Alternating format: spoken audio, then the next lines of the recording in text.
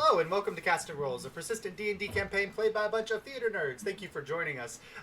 If you're liking the show, please don't forget to like, follow, and subscribe. And if you would like to, keep in touch with all of our content and information, you can find us on social media on Twitter at Casting Roles and on Facebook at Casting Roles ILM. And a one-stop shop for all of our links and information. You can go to our website, castrolls.com. For Season 2, we now stream every Wednesday at 7 p.m. Eastern Standard Time on Twitch, and you can find our video uploads on Friday of the same week. But with no other announcements, let's go ahead and start the show. That was perfect timing with the dryer going off right as I said, let's start the show. You really did.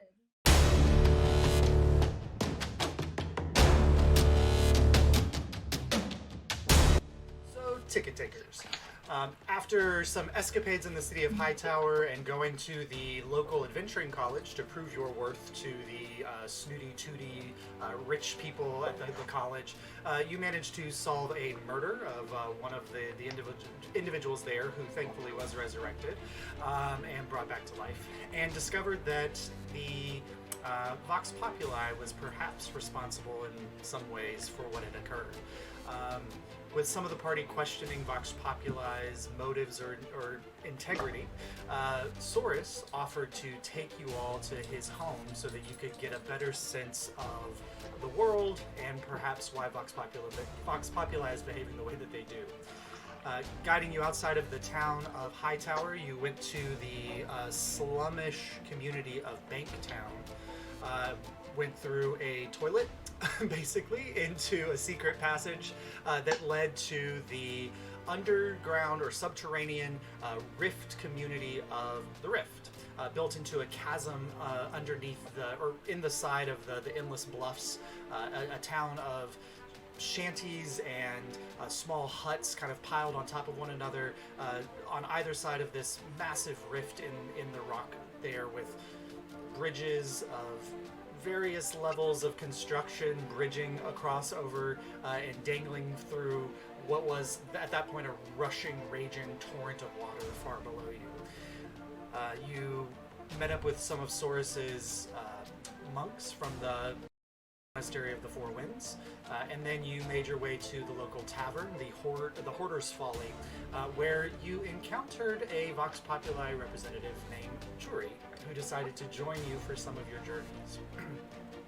Jury led you all to meet with the leader of Vox Populi, the Maven herself, Iris Corday, and Souris's old friend, Phileas Voltswitch, the Vox Populi artificer. After a kind of tense conversation where you challenged Vox Populi's actions and were met with a very zealotous, almost non-apologetic view from Iris, you agreed to continue your partnership with Vox Populi to build trust and more understanding. And then going back to sleep for a pretty, thoughtful evening, you wake up the next morning with the plan perhaps to visit where Souris was born. Memories and echoes of perhaps the challenge from the king himself to return home and put an end to all of this. So, ticket takers, as you wake up coming downstairs into the tavern, that's the next morning, what would you all like to do? Eat. Okay, so the barkeeper, Durrell Greystone, is there. You find a table, and he sets out a few plates of various foods. There's plenty of meats and potatoes and the typical breakfast fare, and there's a couple tankards of ale set out, and he just kind of says if you need anything else, you can go ahead and ask for it. So you've got some food there. Thank you. Yeah, and I don't think Jury did not stay at the tavern last night, so might be waiting for a moment for them to arrive. Yeah, they kind of roll in a little bit into it. Okay. So it's just the original ticket takers sitting around the table this morning, with time to discuss before the Vox Populi representative makes their appearance. Gossip about me. So, Souris, Yes? what do you think of the the musician. You're a very good player.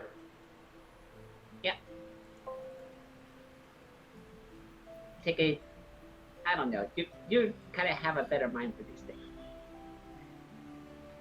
You think they were trustworthy? I think it's too early to determine that, but I don't have a reason to distrust them either. Right. I'm just not the best judge of character. I can see. While a lot of times Vox Populi and our goals align, there may be a time where they don't. Yeah. And we got to keep that in mind, that they're going to do what they think is best for Vox Populi. Uh-huh.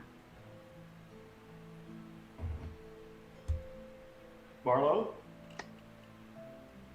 I mean, I'm gonna sound like a hypocrite. I just don't. Organizations, man. I just don't trust them. Aren't you part of an order? I am, yeah. But I also don't trust them. So I think that's okay, where good. we balance out a little bit. Well, at least you're not a hypocrite. Thank you. I don't know. I mean, they seem nice. Uh-huh. It'd be nice to have someone who heals in the party, so. No shade. That's fine. No absolute shade intended for Mark, who goes down every fight, and people are like, "Oh, you got 2 rounds, you'll be fine." I can do that. Yeah, it would be nice to have another person though. Well, I mean, you just don't ask. When I'm unconscious, it's a little hard to ask. You don't ask before. You don't even say "ow." I mean, I don't know. It's like a pride thing, you know. I like if you could just read my mind and like know when I'm like covered in blood, like probably soon. Did you just not hear me ask Souris about the musician? I can't tell what people mean when they say it to my face. I need you to communicate, Mark. Maybe we can have like a little signal for like, hey, I might go unconscious in 6 seconds or less. like maybe if you're bleeding a lot, that's a good signal, right? Bleeding a lot, yeah. Okay. Yeah. Not More than like usual. not like you intentionally cut yourself bleeding. No, that's fine. Okay. That's okay. Yeah. So covered with blood, it depends on whether the blood is yours or someone else's. Ah. Right. Okay. It's usually a Valid lot. point, yes. Thank you for that distinction, Souris. Abel? I think for now that our goals may align with Vox Populi, we should stay the course. But perhaps if we become more influential in the organization, we can help to steer their methods towards less overt violence towards the innocent. Around that time, the front door of the tavern opens, and you see the familiar gnomish figure of Phileas, his hair wild, bags under his eyes. Abel, you left him around midnight, and it's very clear that he probably didn't get much sleep last night at all. And he comes in, and he's looking around, and he goes, oh, Souris, there you are. He kind of rushes over, and you see he has a package kind of wrapped up in some oily cloth, and he kind of slides it onto the table, and he says, the item that we talked about. He slides it across to you. When you grab it, you feel the familiar heft of your gun in it, but it feels different underneath the rag that he's got it covered in. I think you'll really like the changes that I've made. Should I open it now? He kind of looks around, and there's maybe 1 or 2 other kind of individuals in corners. He says, maybe like hide it a little bit when you do. So I do. All right. So when you open it, it's the familiar length and size of your original weapon, but you can see that he has now fashioned it so that it has 6 barrels instead of 1, and he's attached some kind of rotational device to it, and he explains as you're using it that when you fire, the barrels will spin, so you can preload it with 6 shots. And he says, and I put a little, and he kind of points at a rune, and he says, I put a little oomph behind it. It'll be hit or miss. Okay. Yeah, and Thank you. I'll send you the stats for it. This is the big stat block that I was like, oh, I'll just send a screenshot. No, that's not going to happen. But I'll send it to you so that you have access to it in a minute. But yeah. Okay. All right. And then he goes, and you all are heading to the laboratory today, Souris? Yes. Just as a heads up, as I said, they locked the passageway. There were some things coming out of that area. Ever since the drilling began on the burrow, I think that they tore through some nests of some underground citizens that were not happy about that. So, hope you are ready to be safe. What type of things are you referring to? Well, just your typical underground denizens. I need a little more elaboration, please. I mean, there were some, what are those little, like, lizardy, like, troglodyte folks were running around for a while, but they seem to have beaten them back. The kobolds? Kobolds? Is that what they are called? Oh, no, troglodytes. They're like, not like, they kind of look like lizardy people, but not kobolds. Yeah. There were some bigger, like, armored beasts of some kind that were digging through the old tunnels. But I'm not sure. Don't want to run into bigger. Okay, that's... Can I make a nature check to maybe guess what he's talking about? Sure, yeah, go ahead. Let me know when jury rolls in. They're not a morning person, so. I imagine they're getting their Z's. Jury rolls in with a Starbucks right before we leave. And sunglasses. I'm gonna go. Double shot of espresso. Let me prepare my space for No today. shy latte, anyone? You're like, speaking of, let me pick out the thing. Sully. You bought. I got a 5. A 5. Doesn't ring a bell. Sounds like a beetle. Yeah. No. Perhaps. I mean, there are things like umber hulks and such that live in the mines far below, but Ooh. hopefully you wouldn't run into anything like that. Well, they sound interesting. Yes. Umber? Oh. Right? It's a brown lump, is what that means. Yes. That's exactly what they are. Well, I've got to get back to the lab, but check in before you leave. I know that things were a little tense before, but before you leave the rift, I know you're going to have a busy day today. We will. And he kind of bows out, and as he's leaving, he opens the door, and then you see him like holding the door, and then like the tall, half-working figure of Jury walks in, kind of dragging a little from. They're braiding. They're braiding their hair as they walk in. Yes. They seem a little disheveled. Hi, Durian. Oh, hi. It's a little Morning. early. You're quite loud. Oh God. What do you mean? Nothing. It's fine.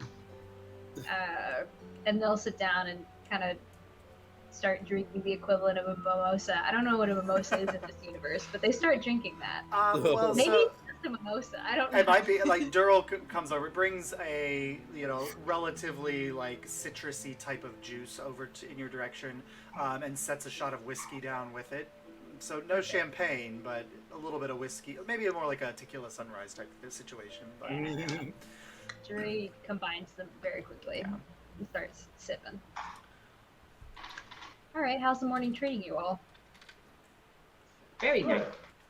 Pocket bacon. Good so far. Do you know No, anything about the creatures that were supposedly released due to the Oh no, trip? that sounds horrible. You really shouldn't go there, but we will. So. We're going anyway, so. I like the attitude. I mean, you seem pretty determined to go, so who am I to stop you all? yeah, and Jury, as far as you have heard, it's just been. They locked the door because they kept having random things coming into the rift, and so finally they barred the door. So you're aware that there have been various different things, but yeah. Yeah. walling off your problems. That never backfires. And I don't know. that Works is for the me. only path that we can take to get to where we need to go. So why are you all heading out there? Something connected to you, Souris? Yes. Connected to me and Phileas. It's where we Alright. met. Kind of like raises an eyebrow at you. I look forward to the story. Always good to have another one. I load the pistol. Okay. And just 1 second, let me pull this up. Just so you're there aware, Souris. I think it raises you up to 1d10 piercing. I think that's what the other one was. Yep. It gives a +1 bonus to attack and damage rolls. But because he empowered it, on a 1 or a 2, it misfires. Which means you'd have to spend an action to repair it before you could fire it again. But the trade-off is on a 19 or a 20, it fires an empowered shot and does an additional 1d6 force damage. Okay. Cool. And so that's kind of the basics. But yeah. Souris, Yes. why did he add 5? I'm not sure, but it means I don't have to stop to reload in the middle of a battle. But okay, that makes sense, I guess. Why not just make it bigger? I don't think he quite wants a cannonball Why not? That's what device. that's what Abel used it. Are you gonna carry it? Why don't we compromise and we can get cannonballs for the ship someday? Okay. Oh, okay, yeah, agreed. I'm so looking forward to seeing this ship.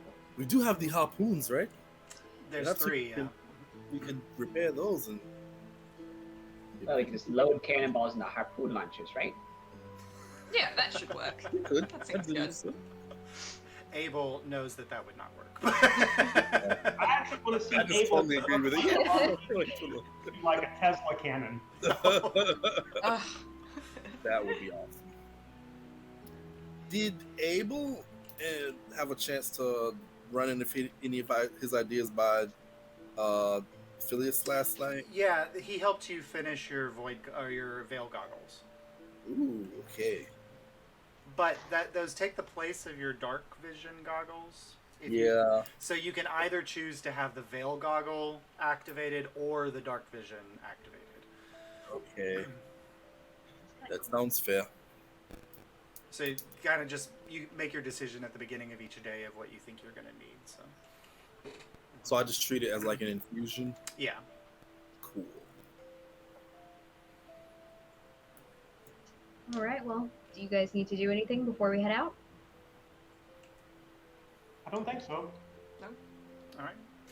So you all gather your pocket bacon, store away some snacks, finish up your little morning meals, and then you head out of the Hoarder's Folly. And Souris knows the way, and so as much as Jury kind of seems like they want to be the guide of the rift, Souris very determinedly knows where he's going.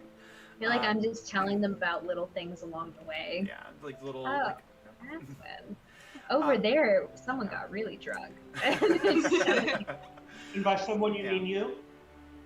Not this time. And that was over there, and I like pointed. At some point, as you're walking on the right-hand side of the rift wall, you do look across to the left-hand side, and you see a very familiar tent, kind of set up in the alleyway between 2 buildings. It's Lady Mesmira's tent from the Hall of Ascension, or from the Day of Ascension, the fortune teller. Jury, the Lady Mesmira is the local seer / fortune teller of the rift. Ooh, have you all ever had your fortunes told? Yes. Yes, Regrettably. Wait, they have that in other places? Yeah. Oh, well, we should do it now too, right? Yes. Wouldn't it be fun? Yes. Mm-mm. Well, it's all right, Mar. You can stand outside. Thank you. You do know, Jury, that Lady Mesmira tends to not open until midday. Okay, we'll come back. She likes to sleep in, but it's just Lady Mesmira, the one who did our fortunes last time? yeah, she's the one that did your tarot card readings at the Day of Ascension. They were pretty spot on, man. Oh, y'all Well, been there before? I mean, Mars like, mm. no. Mars is too accurate. And she's still bitter about it. Oh, Mar, you should know there are things you should never ask for tarot. Relationships, monetary things. I didn't ask anything. She just came for my life. You must exude a strong energy then. Really? I look at myself with my like rapiers and like my scarred arms, and I'm like, I guess. The badass duster and Yeah, the duster, the hat like pulled down. I mean, they're out of line, but they're right. All right, so as you guys continue on the right-hand wall, you kind of leave the city or the town proper, and this kind of path leads on a little bit until you come to a place where there's almost like a little carving out into the wall, and you get there, and it's this small little platform where it's hard to tell whether it's naturally a cavern that then somebody walled off portions of and put a door in, or if this was a hand-dug cavern. It's difficult to tell, but you do see there's a large door in the center space of this with some chains kind of holding it, with a couple bars nailed over it, and on either side there are two of the chasm watch people that you've seen walking around. One bears the familiar marking of Vox that you realize is Vox Populi's marking. The other one, Jury, you know. Oh no. Jury, that's okay. So Jury knows. Jury, you immediately recognize that the other symbol is of the rogues, which you would be the only one in the party that would have a familiarity with them. But Phileas did give you the pass to give to the Vox Populi member Souris, so you've got that. Yep, and so I do. They look at the pass, kind of looks over the group, glances in Jury's direction. Are you leading them on some kind of expedition into the mines, then? It's just Just a trip. some sightseeing, you know. Well, hope you brought something to ward off danger, then, for a sightseeing excursion. They'll like tap the back of their sword. Yeah. He Kaimana holds up his stick. all the dangling things on it. He kind of nods at the rogue chasm ward, and he goes to the process of unchaining the door and removing, like, he pries off the wood panels that are bolted to it, and then sets them aside, and then takes out a key and unlocks the door. So there's like 4 or 5 levels of protection here, and then he kind of kicks the door, and it loosens in its holding, and then he pulls it open. And what you see before you is just kind of a cavern. Looks like it was probably hand carved, maybe mined out, and maybe like the entrance to an old mine.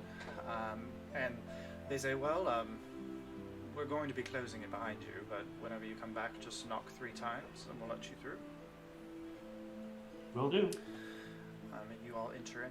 As we're heading into this dark space, there's no light. So who has dark vision? Mar and Jury, I know, do.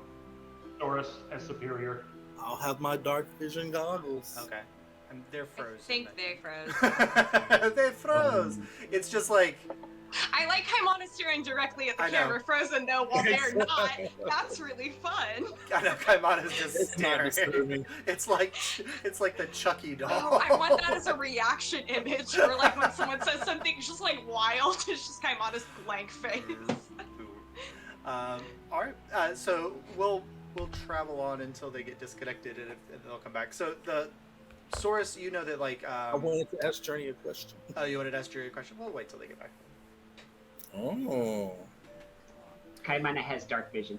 Come on, yeah, and I know Jerry. So literally the entire party has dark vision, so that's good.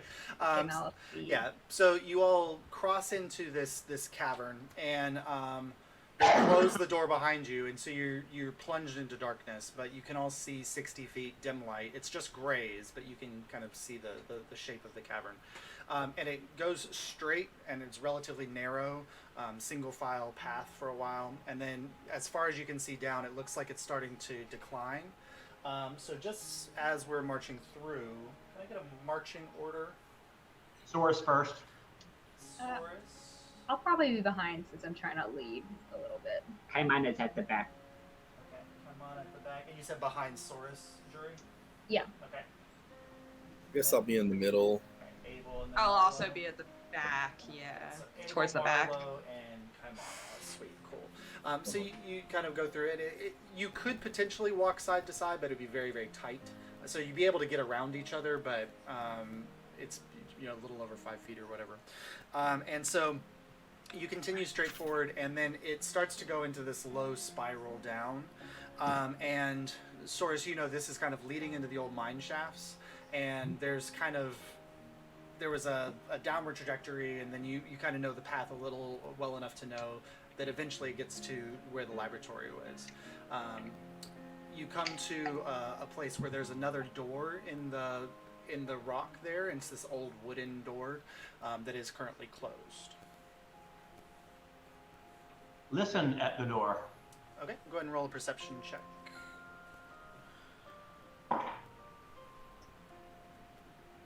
Helps if I put my glasses on. Oh no. Perception. Perception. 20 dirty. 20. So as you're kind of listening, you hear maybe like a whistling sound, like wind blowing, and it feels like it's coming through like the cracks of the door. And as you're listening a little bit more intently, you don't hear any other sounds, no sounds of movement or danger or anything like that coming through the door. I open it. It is locked. It's locked. Does anybody have experience with tools who can open the door? I have a set of thieves' tools Okay. that I am proficient with. That's I interesting.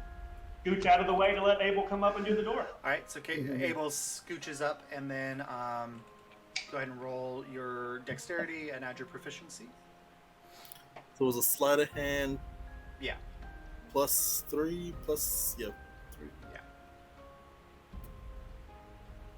We don't have doors where I'm from. What do you have? Puddles?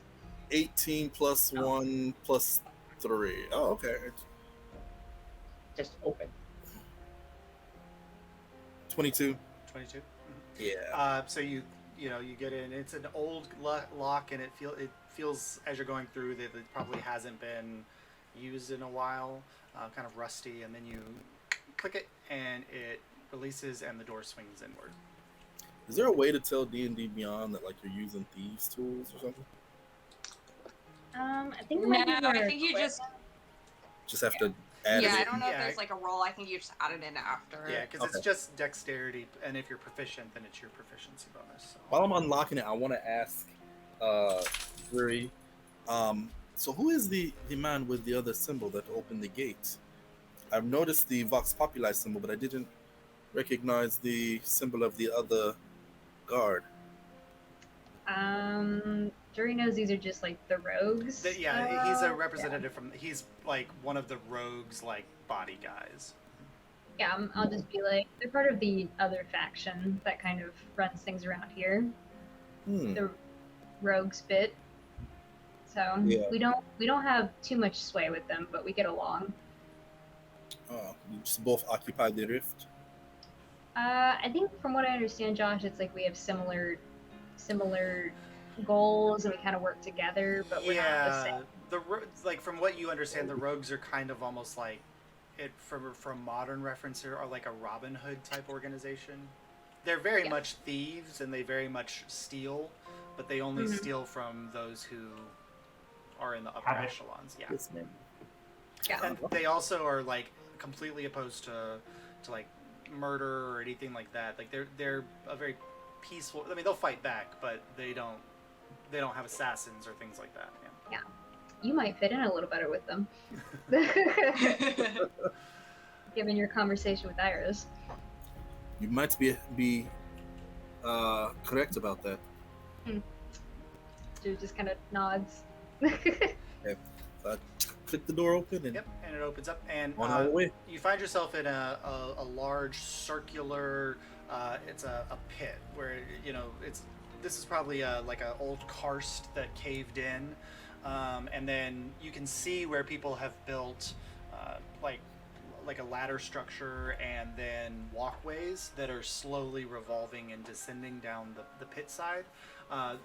Fairly precarious, but Souris, this is the entrance to the mines. And so like they would use the central piece to pulley up materials that they had dug out, and then you could walk down the outer portion. I lead on. All right, so you get about 20 or 30 feet down, thankfully, because of perception and your ability to see dark vision. You get to a point where you see that the walkway has been broken or busted in some way, and as far as you can tell, like, there's 30 or 40 feet of the walkway that seem to be missing. Huh. Looking... Go ahead. What, Souris? Are there alternate routes? Yeah, so go ahead and just roll a perception check so you can kind of get a lay of the land. 7.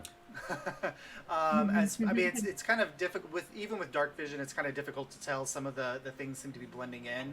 You can see that there is like the closest section is on the opposite side of this pit, which is about 10 feet across, and it's about 10 feet lower. But there are also some like rock ledges within vision. But aside from that, you don't know like if you jump over there if you're going to get stuck or not.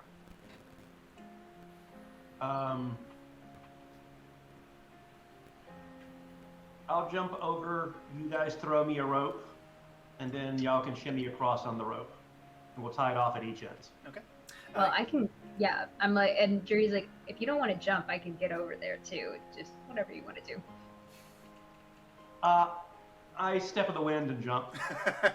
You see, like, you say that, and Souris just kind of smiles, and then, like, he kicks up onto the side of the path, and you see him, like, click on the side of the wall, and then jump over, and then lands very, deftly on the other side. The moment you hit the wooden platform, it kind of shakes a little bit, but it doesn't fall. And you have a better view now, so go ahead and roll another perception check now that you're 10 feet further down.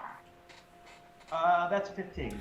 15. Okay, so with that, like, now that you're kind of down here, you realize that it looks like these were probably broken out intentionally, like to prevent people from coming up.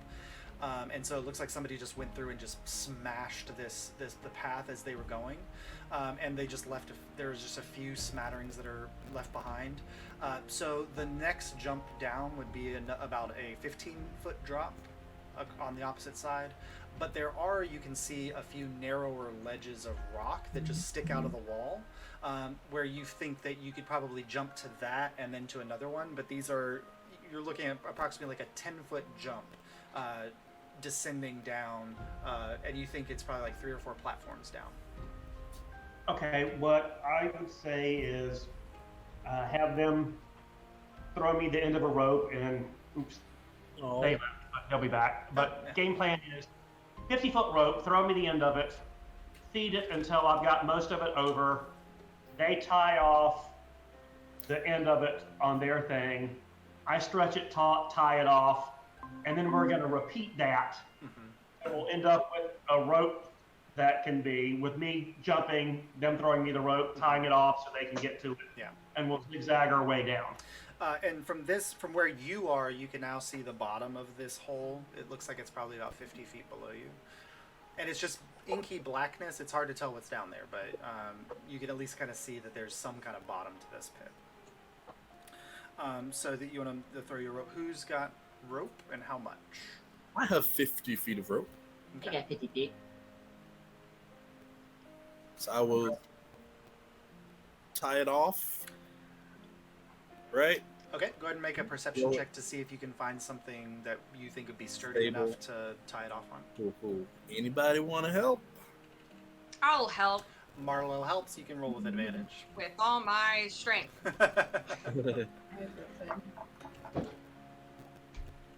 I got a 19 out of 4, so that's a 22 total. Okay. So as you're looking at this top ledge, the sturdiest thing looks like there's a couple of the exposed edges of the beams, which look like they are drilled into the rock wall to support this walkway. So you think you could probably tie the rope off on one of those, and that would be a relatively sturdy anchor point for the rope. I tie a 6 sailor's knot. Okay. And then you're going to toss the rope across to Souris. Who's strong? Who can throw really far? None of you. Souris is You- the you- strongest, I'm pretty sure. You look at Jury probably because they're a half orc, and then you realize they're a twink. Like, they're Okay, all right. a half Fair. orc with a Okay, throwing a I'm gonna rope. hand the rope to Jury. Here's the secret. You're going to throw it like you're on a boat, which means you don't throw the whole rope at one time. You do about 2 or 3 loops in the end, and then get them loose, and you throw that, and so that you're not throwing the entire weight of the rope, and that little heavy pull the rope out, so you can get a good 20-foot toss. How far away is he? So the pit is probably 15 feet wide. Oh, I take the rope with Mage Hand, and I Mage Hand it over. Okay, so you pick up so you all watch as There you this spectral hand appears and then grabs the tip of the rope and carries it across over to Souris and hands it off.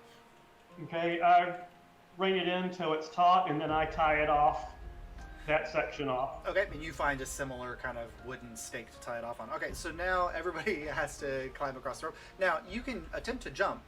It's a 15-foot jump. That would be... Can I give everyone guidance? Not everybody. It's a concentration. You can do it to one person. Oh, one person. Yeah. Oh, well, can I guidance myself? What was that, Cameron? At a time. Yeah, so you could do one at a time as they're going across, but you can't do it all simultaneously. We also have those candies for guidance. I think a lot of us bought those It's true. from what's her face? The guidance gobstoppers. Yeah. You can do so. Like, if you wanted to guide, like, let's say Mar's about to go across, and you guided Mar, you could guide somebody else 6 seconds later. Because it is a cantrip. Okay, Yeah. yeah, I'll do that. And, Yeah, Yeah, the let's go for it. gobstoppers would work really well in like a battle situation, if that makes sense. And as they're coming off, I'll bound down to the next platform. Okay, just go ahead and make just a quick athletics or acrobatics for you check. 13. 13. Yeah, so you jump to the rock ledge and it's a little narrow, but you land and you support yourself there, and then you jump down to the next ledge as well, and you're clean and safe there. All right, so as we're all shimmying across the rope, in One the at a time, please. One at a time. So I guess Jury would be first if they're I would in be order. first. So as Jury just- goes, I just like have a little device in my hand and I tap her on the shoulder. She gets like a little jolt that just invigorates her. There you go. She is now guidanced.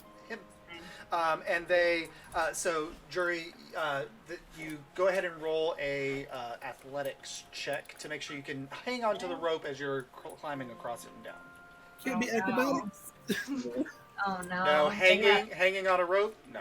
Well, they also have this big dulcimer that they like move to the front of them, and they're very bulky. Like they have a lot of stuff. So they only rolled a 4. That's probably really not good. Okay, so You can add a D4. you add a D4 Add to a it. Add a D4. 4. 'Cause that might make a difference. Okay. I rolled 3 on top of it. So So 7. Okay, so you're all watch. It's higher than a 4. It's higher So than a 4. he grabs the rope and starts to shimmy across, and then you see like there's like a little like the rope just kind of where the knot was tied tight. It's not coming loose, but it kind of shifts on the wood a little bit on one end, and so the rope slacks just a little bit, and you see this large dulcimer case like swing down, and Jury just and falls. And so, as far as everybody up at the top can see, you just see your brand new party member What spells do I have? slip out of the slip off the rope and just plummet down this hole, which you know is about 50 feet deep. No, we just got him. oh no. It's fun while it Oh lasts. no! I don't like him or We don't them. know if we like him It's yet. it's him, he, they, right? yeah, Jury? he Yeah. they. Mhm. Mm, Okay. he does either. All I can do is send a message down. Are you okay? Okay. Okay. Well, let me know when I have another action, and I'll try to fix this. All right. So You have a reaction, don't you? Do we have any I more just rope? picture I turn waiting for the rope to come across for the next section and just yeah, you just you Is just there see. anything like we can do to try to like can I help, like, like recover him? No, we're just Well, can I do a Hulk from Avengers and leap across and grab Jury and knock him over to the other side? Well, I'll be sure. okay If as you long want as I to, have an action. if you want to try that, oh, you have a reaction.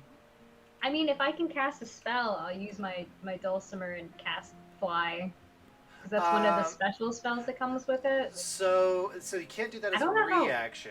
But Yeah. so if you had Featherfall, reaction is Featherfall. Oh no, I don't have anything reaction based. I think. Okay. Anyway, so Yeah, I don't I'll try and do the impossible. Okay, And let's jump see. across and- Let's see if you can roll high enough. Go ahead and make an acrobatics check. Where are my reaction spells? Wait. A 19 plus 8.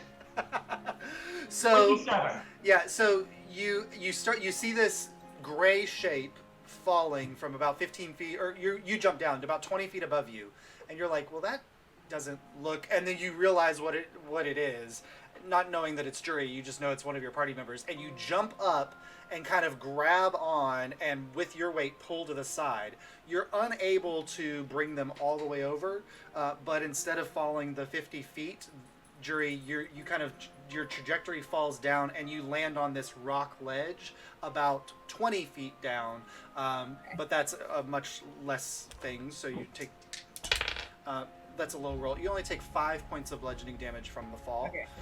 But Souris was able to save you from a much a larger fall. And Souris, with your energy, you also land next to them, and you're there now on this ledge, about 30 feet lower.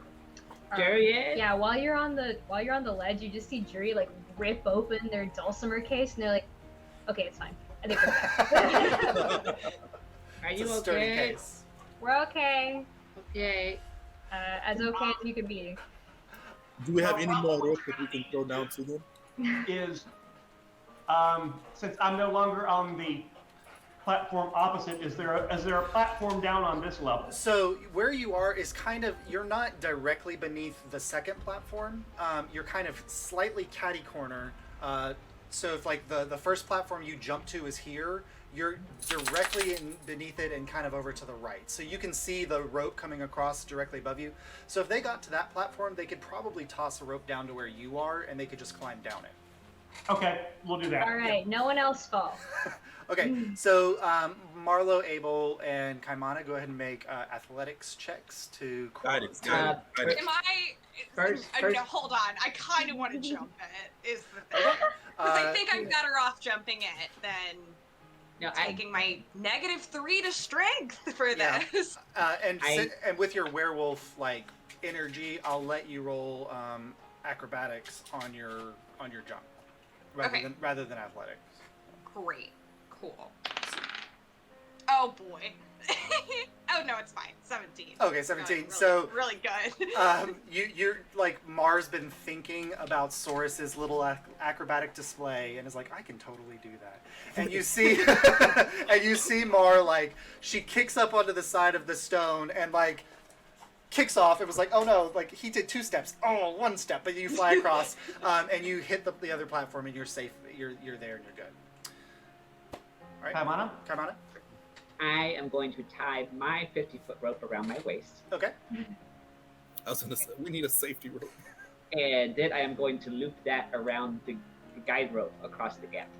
Okay. And you're Thinking gonna the same thing. you're gonna zip line across. Okay. This is a very How smart how short do you make it, or are you making it 25 feet? 25 feet. So you all, so Abel, you watch as Kaimana ties off, and then jumps off the side, and there's a moment of like a bungee jumper, like the rope unfurling, and then it catches, and he starts swinging forward. And at this point, Souris, you see like this little shape appearing up in about 30 feet above you, and then it's starting to swing in your direction. Go ahead and make an acrobatics check to see if you can catch Kaimana before he hits the wall. Are we going down to the next level now? 25. Okay, so you kind of like see him swinging down, and you like leap up and kind of grab him, and then swing down and it's kind of lessen his speed so he doesn't slam into the rock wall on the other side. So good. All right, Abel, how are you getting across the rope? Well, it's my rope that apparently is. We're going down to the next level now. Is that what we're doing? Well, so Marlowe's on the first jump across. Jury and Souris and Kaimana have kind of skipped down. They're on like the fourth one down.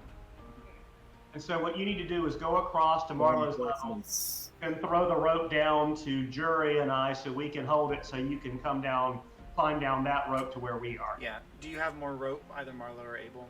Well, yeah, I can okay. contribute to the rope. Kaimana's rope should still be tied to the. It is, but it's on the other side. It's over by Marlowe, so you could use that. Yeah. If I climbed across. Yep. So go ahead and make an athletics check to climb across the rope. Sure, we'll do that. This is the strongest party ever. I'm clapping, being like, "You got this! Yay. Come on!" So you said a stealth check? Athletics. Sully's like, I'm gonna roll athletics. She's Oh my God. rolling a. He wants to climb too. Yes, let I me gotta do do it.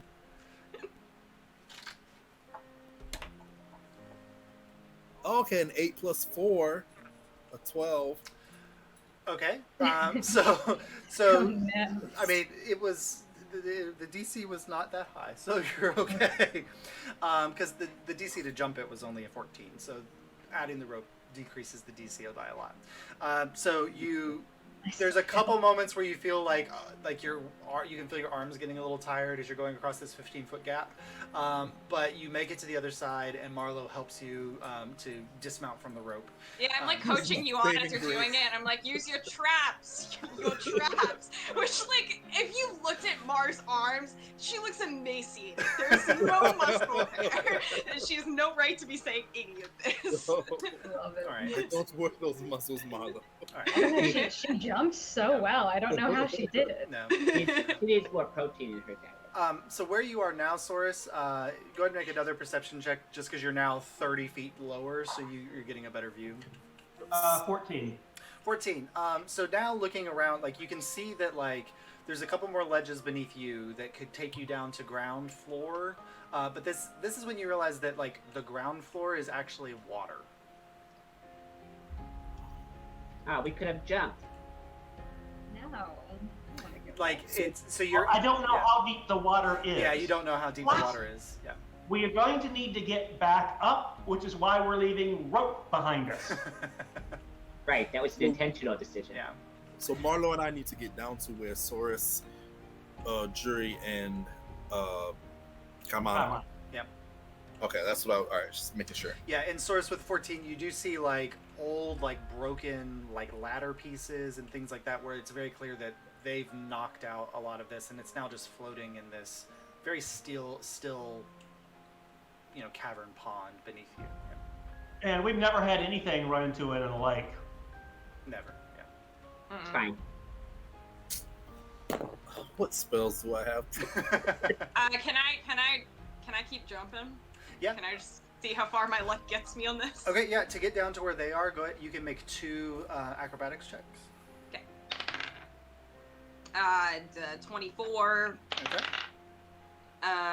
25. All right, yeah. So Ooh. you jump down and then jump across, and so now Very impressed. you're I down rolled where a 16 and 17. Souris and Souris, Kaimana, and Jury are. So Oh, Mar, you're Abel's, incredible. Abel's all alone up there. Thank you. Hey, roll the rope down. What if I just stay here? No, Abel, you had it before. Really, I think a lot of your strength is coming through on this one. Yeah. They're kind of not directly beneath you, but if you were to tie the other rope off on that side, you could have it. You could climb straight down to where they are. Yeah, but it's gonna be. Basically, if you throw it, because it's already tied off where you are, so if you drop it down, Jury can mage hand it, pull it to us, we can secure it, and then you can just kind of climb, slide down. Yeah. Just so Mage nervous hand. because I've got no So modifier to strength. Okay, I will At least try. you don't have a to- negative 2. At least you don't have a no negative -3. 3. Thank you. Do you really? Wow, Okay. that's I bad. have a I'm- 5 straight. I cannot stress enough that I was not gonna climb. Yeah, Oh, which Okay, I'm not has gonna a stress as much canonical about it. story reason. It does. Oh, that's yes. fun. Yeah. Oh, She's Okay. hollow boned. She's like a bird. Yes. A werebird the whole time. I'll make sure the secondary rope is the one that Kaimana used is Mhm. long enough. I'll let it down. Well, it's still did you untie yourself, Kaimana? Yeah. Okay, so it's Well- it's still on the rope there. So you just need to Well, tie it off. when I climbed over, I would have like Here's the grabbed it. thing, Josh. If the first rope is 15 feet across, there's still 35 feet. Yeah. So minus 5 feet for tying off. So Yeah. there's still 30 feet to hang down with the first rope, and then we can add the second one to it. That's right. So if you untie what Souris did, or you not untie it, Well, but if he has extra, just throw it hanging over. down, Oh, so you don't even untie it because you already tied it off. Yeah. So you just Yeah, need to, okay. you just need to toss it down. If you want to grab Kaimana's rope, though, you might want to do that now. Yeah, I'm gonna grab Kaimana's Okay. rope. So you grab And Kaimana's rope. the extra, say 30 feet, is enough to get me all the way down to the second. They're about 30 feet below you. So yeah. So it Okay. with 5 feet to spare. Yeah. Okay, I can jump 5 feet. I Okay. hope so. So All right, so I'll do that. I'll hang over the extra from Kaimana's, Lord Souris's tie off, Mhm. and I'll slowly make my way down the ropes. okay, make an acrobatics check. You guys catch me if I fall. Please don't bowl us over. I'm 2 for 2 so far, so third That's time's true. not looking Yeah. good. I know I didn't expect to be caught by you today, but here we are. Did you say acrobatics or athletics? Acrobatics. You're hanging by your arms. Ooh, okay. Silly, Acrobatics. get my arm out What a of your plus mouth. one to acrobatics. Jesus. No, it's absolutely athletics. Ah, Josh I is an rolled a athlete. 2. I Oh, rolled. I should inspire you. Rolled a 2. Yeah. There's not enough bardic Oh, no. inspiration in I the didn't say world. it. Okay, so Abel spent. You guys you can kind of see up above you. Abel spends a good solid 7 minutes. He's checking the rope. He's making sure the knots are still tight. He's getting all there. He throws the other rope down and it's hanging straight down. And so he knows he's not going to trip on it. He grabs up the rope and puts his feet up to go off. And right as he puts his feet at the edge, there's just this rock scree right there that just click and breaks off. And Abel, you just feel your feet fall out from underneath you, and Wait, you go let me see my you reaction go spell. swinging back. And so now instead of going straight down to where they are, you're swinging out as you're falling down, rug burning your hands as you're falling down, and you're moving away from the ledge instead of towards the ledge. Wing back! Wing back! Let's do that. The rope is very quickly going through your grasp. How did he fuck that up? I'm sure. With style. I don't know. Why don't you guess? I didn't do anything like that. Yeah, I don't have anything I can really So do. so you're all watching, and as you guys watch, you're like, Abel, you're going the wrong way, and then Abel swings out, and then just the final bits of the rope just slip through his fingers, and he Yikes. tumbles end over end down the 45 feet or so, and you just hear this Solid takes beneath the you tumble. splashing sound. And while water is water, it still doesn't feel good to hit 45 feet of water. Not enough to do damage, but 45 feet high dive into water. Yeah. Thankfully, deep enough that you don't impact anything. I guess we'll know how deep it is. It's deep enough to swim. I dive after her. Okay, you guys just watch as Kaimana just whoop, and then dives straight down, perfect, and then just slips into the water without a splash. So Okay, cute. let's dive in. It was the shoot. Yeah. It's like that scene from Conehead. when she- Oh my god, he's so adorable. You should see him when he takes a bath and he gets the bubbles on him. Oh Oh. my god. Oh. Marlon, you have rope. Yeah. Okay, I'm gonna take Marlo's rope, and as the rope swings back from Abel, grab it, tie them together, drop it the rest of the way so we can just shimmy on down. Solid. We have to go in the water? So Are there any islands? Well, okay, Souris or not Souris, Abel or Kaimana, since you're both in the water, and Souris, you're like, or Kaimana, you're there. One of you or both of you can make a perception check for the room you're in. Sure. You want to, and I'll aid you. They're making one. 9. Is that with advantage from helping you? Oh, no. Okay. Roll it again. I mean, if that's okay with the DM. It can't get much worse than this. That's better. 25. 25. Okay, hold on one second. What's your beady eyes see? Just so you Ow. can get a sense of where you're at. No, not the ear lick. Okay, so... It's a blink. It's a blink dog. Alright, so you find yourself in this kind of, it's not a very large cavern, but it is, let me see. Go here. So you guys are floating kind of here in the middle. Okay. Not that it's a battle, but I'm just, so you have frame of reference. You two are kind of floating here in the middle. And you do I was see... gonna get one of those islands, man. There's a couple larger islands on the side, and there's some like debris and things floating in the area there. So there are a couple islands you can get up on. Mine water. Now, with what was your total score on your perception there? Coming out, 25. 25. 25. You also hear like a chittering and squeaking sound. Little rats. Easy. I am going to pass Abel my surf point Okay. and tell him Thank you. tell him to get on it. Okay. So you I will can have climb fun. on it. Yeah. There's also a couple like loose logs and things around that, and like remnants of ladders and things that are there. So there's some other wood pieces that are climbing around. The chittering, like squeaking sound, it sounds like it's like not in the room with you. It sounds like it's coming from a little bit of distance, but it's difficult to tell from where. I'm going to start pushing Abel on the board towards this wall. Okay. So you push him over. Kaimana, you beautiful creature. Which way do you want to move him, Kaimana? Like, there's an island here, and there's a couple other bigger islands too. The bigger island towards the bottom of the pitch. This one here. Okay, so you push him over this way, and you're with him there too. All right, so you guys all watching them swimming around. So and then Souris, you drop the rope down. You can all slide down the rope there now, but you're going to be in the water. But you can all slide down the rope. You all join them. Yes. Okay. So without much difficulty, Actually, what I'll do is I'll slide down into the water and grab the rope and take it over to the island where Kaimana and them is. Okay. So that it's not hanging straight down, it's kind of at an angle, and I'll have Jury grab onto it with me so that they can come down so they're not going straight down. Okay. And that way, when we go to leave here, we're not going to have to swim out in the middle of the water to grab it. All right. So And this, they run. yeah. So and so this island, just so we know, is like it's probably big enough for two of you to stand on it. It's not very big. So if Jury and Abel are there,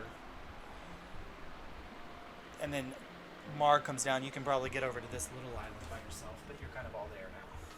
But they froze, so we'll wait for a second for them to come back. I'm going to refill my beverage while that happens. Me as well.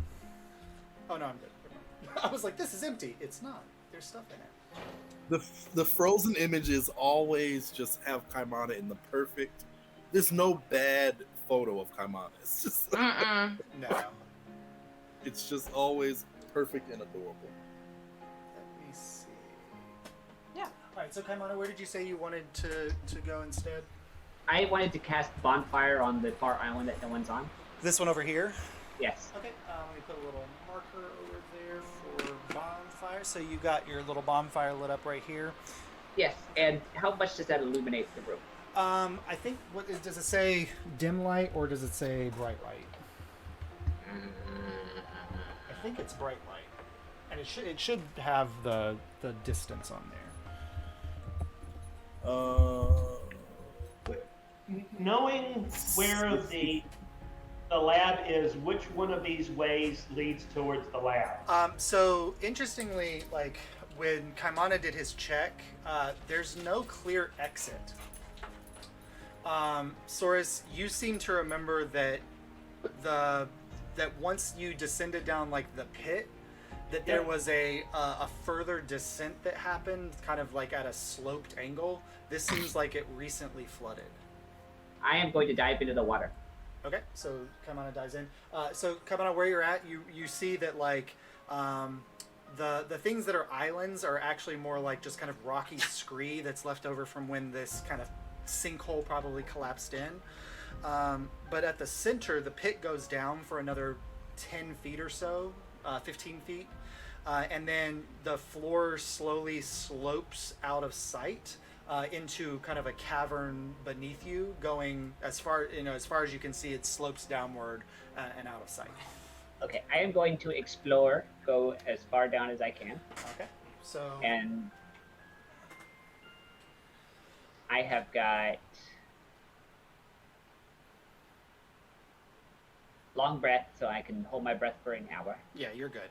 And with your swim speed, you can go. And so you start swimming down, and like you can see now at the bottom of this cavern that it looks like there's like steps that are carved into the base of it. This was a path that people used to climb out of this area. And as you kind of swim down, the cavern wall comes down as well. And then you find yourself in just kind of this long, probably a mix of man-carved as well as natural cavern that goes, and then it turns about 100 feet ahead of you and out of sight. If you continue to follow it for a couple a minute or so, you'll find that it's probably 350 feet or so of cavern, and then it rises back up, and you can tell that the water surface is breached further ahead. So, but all of this is underwater. Okay, so what I want to do is I go back to my companions. Okay. And I tell them all to empty their water skins. Okay, Okay. I do Do it. I have to empty my flask? No, not your flasks. Your water skins. If you Okay. have a waterproof bag that you hold water in. Well, I empty don't. Well, I don't care about that. That's fine. I'll empty that out. While you're on your way back, first, Kamana, though, the sound of the skittering and squeaking sounds is getting louder. it. Oh boy. And where the island that Abel and Jury are on, you start to realize that you can hear this sound is getting louder kind of at your feet. And either of you look down at your feet, and you notice there's a couple holes in the wall around ground level. And this sound of squeaking and scurrying is coming out of these holes, and it's getting louder in your direction. Do we have anything to plug these holes with while we make our way? You can make a perception check. Let's just go. Let's just go. Okay. So you watch as Abel dives into the water over here and leaves you there. Well, Are you joining in the water, Jury? No, absolutely not. Okay. I'll fight this thing if I could stay on land. That water looks gross. Yeah. At that moment, Jury, like a rat shoots out of the hole at your feet and kind of scurries ahead and gets to the edge of the little island you're on, and then turns around and scurries back and goes through another hole off to the side. And then a moment later, another rat comes out, and then another one, and then eventually, like, suddenly there's a wave of like 20 or 30 rats Oh, what's pouring out happening? of it. Oh, And no. this little swarm of rats pops up right at your feet. We'll go. I don't. We'll do theater of the mind for this. You do what, Source? I talk to them. Each Okay. time. Oh, okay, yeah. Go ahead and what do you say to the rats? Hello, brothers. We are friends. Okay, go ahead and make a persuasion check for these hungry rats to listen to you.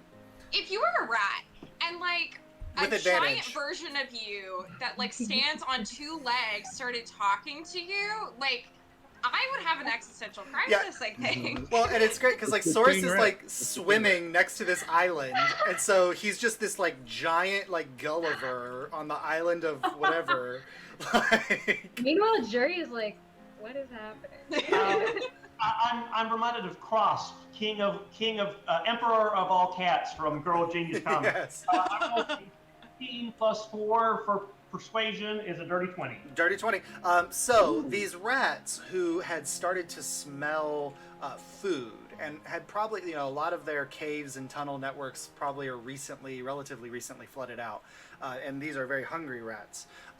We're starting to swarm all over Jury in search of food, and Ugh. Jury could have been food, but a couple of them squeak back at you, Souris, and you understand what they're saying is that like they are hungry and they need food, and that's what they're here for. I will take some of my rations and throw them on and toss them onto the ground for them. Okay. Pocket bacon. Give them some pocket bacon. Yes, I give them pocket bacon and I give them some iron rations because a rat will eat that. They will. Yeah. And I will tell the rest of the guys, if you've got any snacks on you, throw them onto the ground for the rats so they won't eat your Uridan. I'm not trying to be like insensitive about the situation, but are these like your friends or something, like cousins or like? I was have once some- one. We'll talk about this later. You know what? I'll take some bread out, and, like throw it on the ground. You know what? Sure. Jordan's feeding the ducks. Yeah. You know what? I don't know.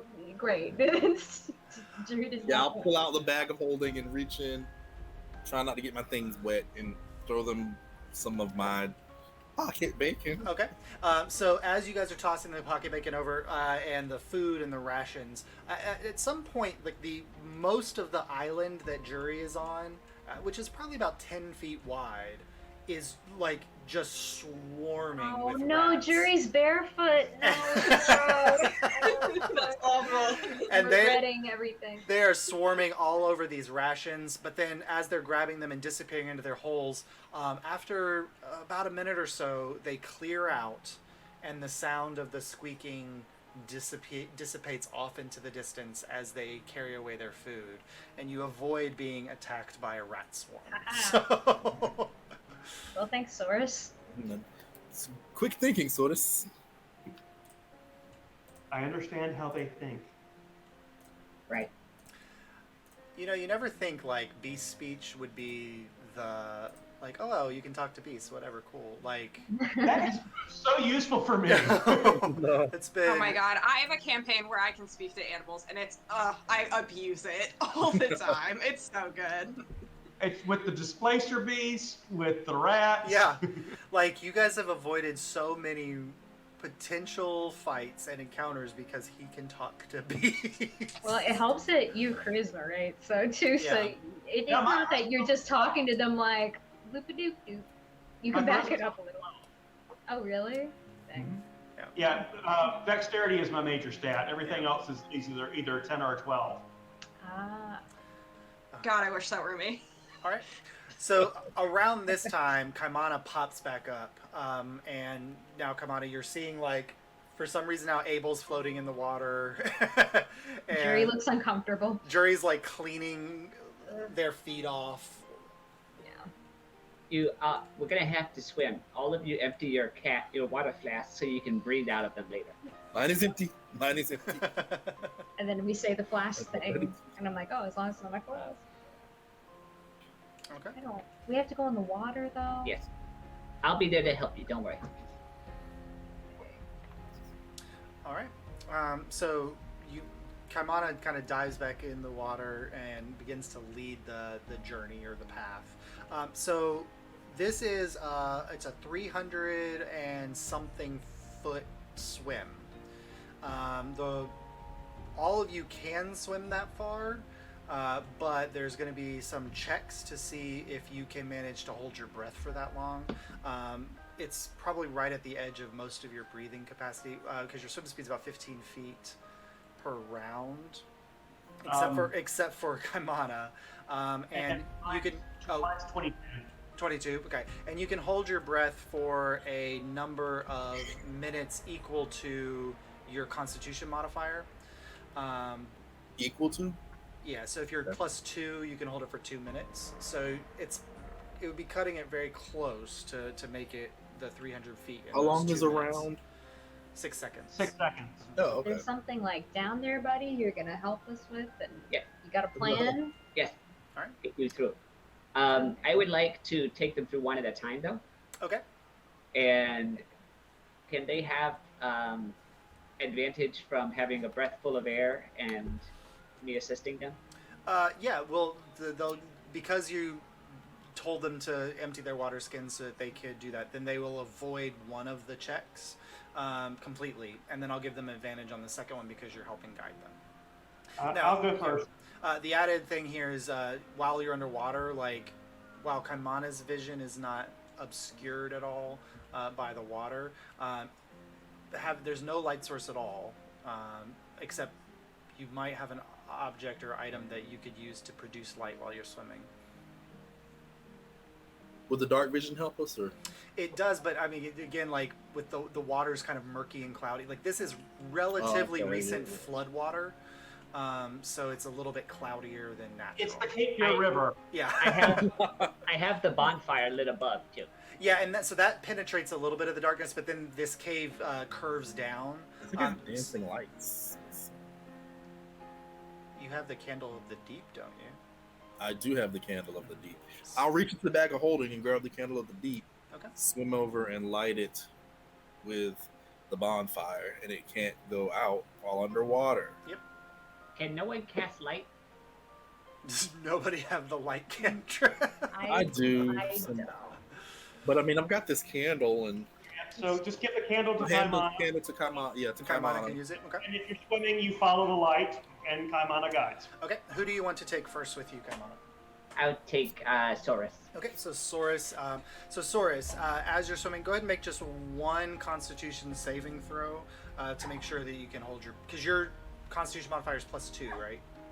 +1. Oh, +1. Okay. But I have the faster swim So speed. so that kills it. So yeah, so one Constitution saving throw with advantage because of Kamana's help. 12. 12. Okay, so you're swimming around, and this cavern kind of goes down, and then it snakes around. So if it was a straight line, it wouldn't be as far. But then as it's curving around the last little bit, you can kind of feel like the pressure in your lungs, like you need air as quickly as possible. But at that moment, you realize that the cavern is starting to slope back upward again, and just before you feel the desire to breathe in, your head breaks out of the surface of the water, and you get fresh air that you're able to take in. So you manage to clear through that. Okay. All right, and then Kaimana, you go back to take. Who? What can I see? Like Okay. land I can... While Kaimana's heading back, go ahead and make a perception check, Souris. Mars next. Perception 21. 21. So as you're looking out, so what you can see is you're in, like the water has come up, and you're probably at the same level that it is on the other cavern. So you've kind of gone down a little bit and then come up the same amount. And so this is like the floodplain level. And there's a small pond. It's probably only 10 or 15 feet across, and it only spreads out from the wall behind you 10 feet or so, and then it climbs up onto a rocky bankment, and as far as you can see, you're now in a natural cavern. Like, this looks like it wasn't hewn out of the stone by man. There's a couple large columns that connect the base of the cavern to the ceiling, which is probably 30 or 40 feet above you. And there's just kind of a rocky cavern exterior. But with your roll, you do hear like this weird, like off in the distance, maybe around somewhere in the cavern or echoing through the cavern, you hear this like sound. Okay, I'm not going to get over to shore, but I'm going to stay in the water, and Okay. I'm going to stealth. Okay, go ahead and make a stealth check, and Kaimana, you're back to pick up this next person. Who are you grabbing this time? Mar. Okay, Mar. So, Mar, you have a +2 on your con, right? Mm-hmm. So you're fine. You just need to make one Constitution saving throw for the swim. Okay. With Do I advantage. get With advantage? with Okay. advantage because of Kaimana's help. 12.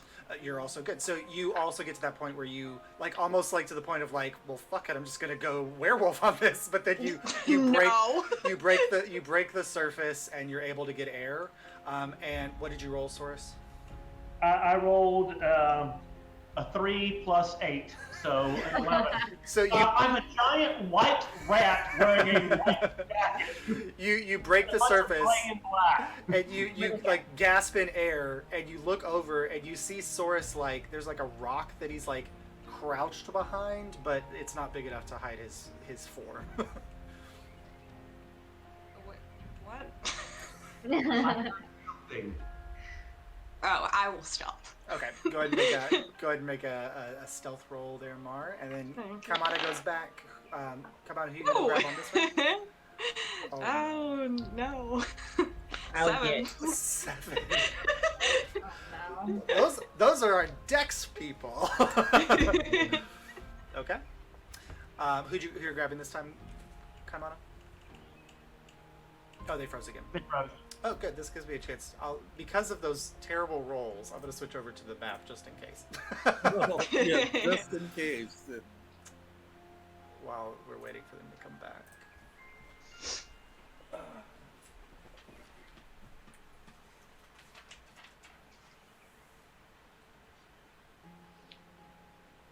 Alright, so Souris, you popped out like here, and Marlo, you're over here.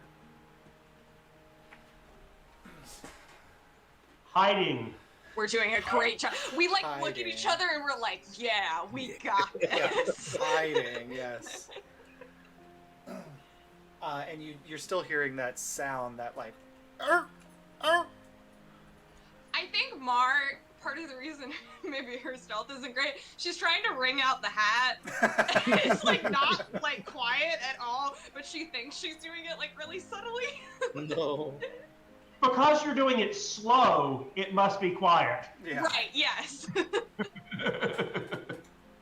Well, if they can't see me doing it, then surely they'll just think it's ambient water noise. Alright. So who are you grabbing on your second return there, Kamana? Abel. Abel. Okay, Abel, you have a +2. Go ahead and make one Constitution saving throw with advantage. Yes, sir. Abel. I'm Okay, getting Abel. Abel.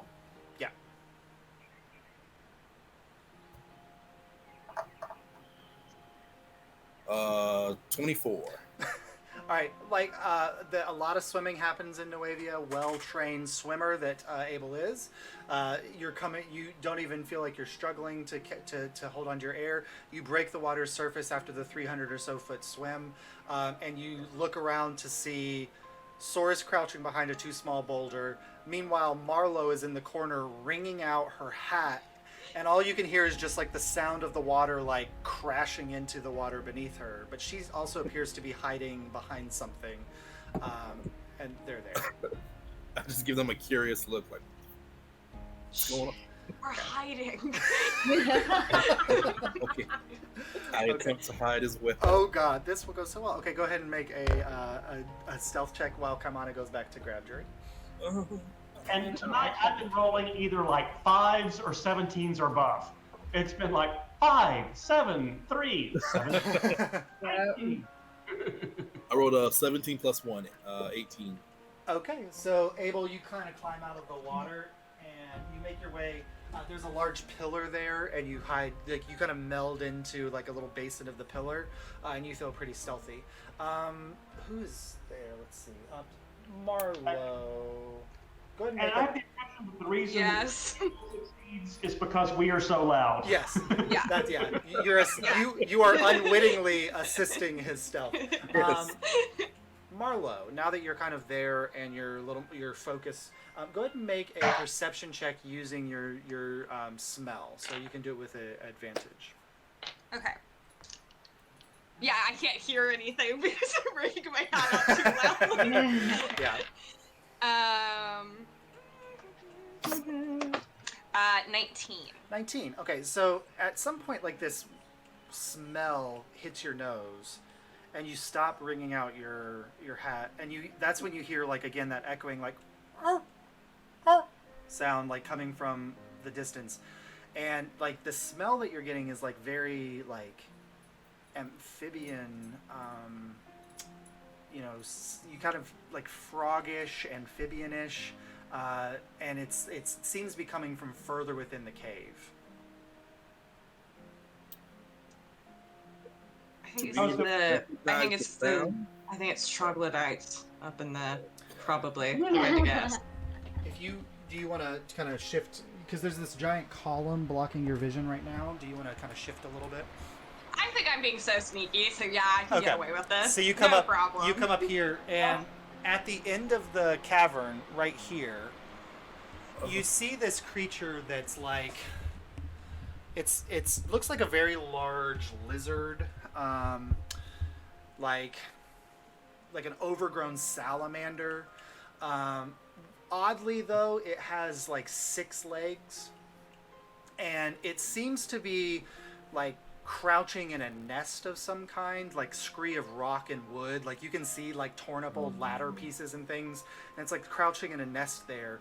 And every now and then it's just letting out like a "arr, arr" sound, like it's calling for something or trying to speak to something, but it's there. Go ahead and make a nature check for me.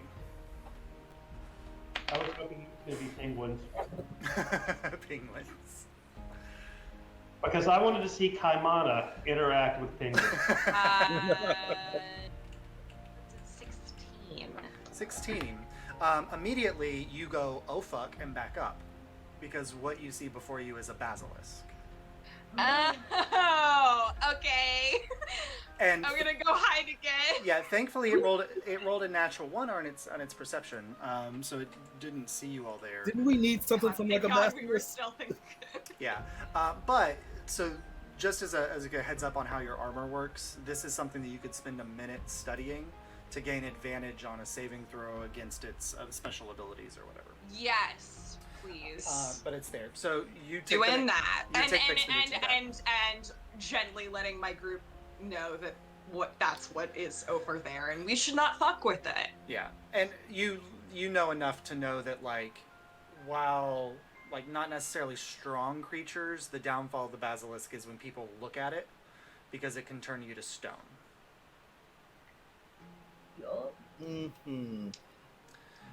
But look, yeah, and with your perception, you also see that it seems to have built its nest like in what looks like maybe an exit to the cavern system that you're in, or right next to it. Meanwhile, Kaimana has grabbed Jury. Jury, what's your con modifier? I have a +2. +2. So same thing with you. Go ahead and make a Constitution saving throw with advantage. And I'm also like, you will not let me drown. No. Do you understand? Okay, good. We're not drowning. Alright, so I make it I'll do what I can. with advantage. With advantage, yes. Not a miracle worker. Alright, I got a 17. 17, good. So even like lugging your giant dulcimer case, you manage to pull through the water, and the case does slow you down, and you feel like you're gonna run out of air. But at the last minute, you do breach the surface, and you are now also in this cavern there. We're Twinks back. are very water. Very aerodynamic. Yes, that's not the Same. word. Hydrodynamic. The hydrodynamic is the All better. right. So They're you're all wet. there now. Alright, I see And everyone I will else. also relay the basilisk information to them so they don't turn to stone or anything. I gotta go back to my surfboard too. Okay. Yeah, because you need that for your +2 for your shield. Yeah. Yeah. All right. There's a what? Basilisk, which when Marlo says it, Jury, you're like, oh, I've heard songs about basilisks. Like, Yep. yeah. Hey, Do you? So wait, Oh, sorry. during What? so the basilisk, we can't look at it. We can't look at it. Well, yeah, if you lock eyes with it, it's gonna. So if we try to attack it, we'd have to like avert our eyes, and that would be like a Yes. disadvantage. It's a bad idea to get in a fight with it, I would say. Could Would I goggles use? protect us? I don't know if I would know, because I don't think I've encountered one directly. No, you just, I before. mean, like, just with your training, in like the sense of like, hey, you know, when you're out exploring, you might run into something like this. And they basically tell you that like they're not super strong creatures, but it's just they're hard to fight because if you look at them, there's a chance that they can petrify you. Yeah, I rolled nature to see if I know anything about them. Yeah, go ahead. Come on up. My concern is, does their gaze work through a mirror? What'd you roll, Kamana? 5. 5. Yeah, they're not like creature like this, not native to the island, so you're unaware. Yeah, thank God. Could I use one of my? I guess I'm quietly asking Marlo. Could I use one of my my cannons, because it can walk on its own, to like distract it and make it go the opposite way, and we could slip by?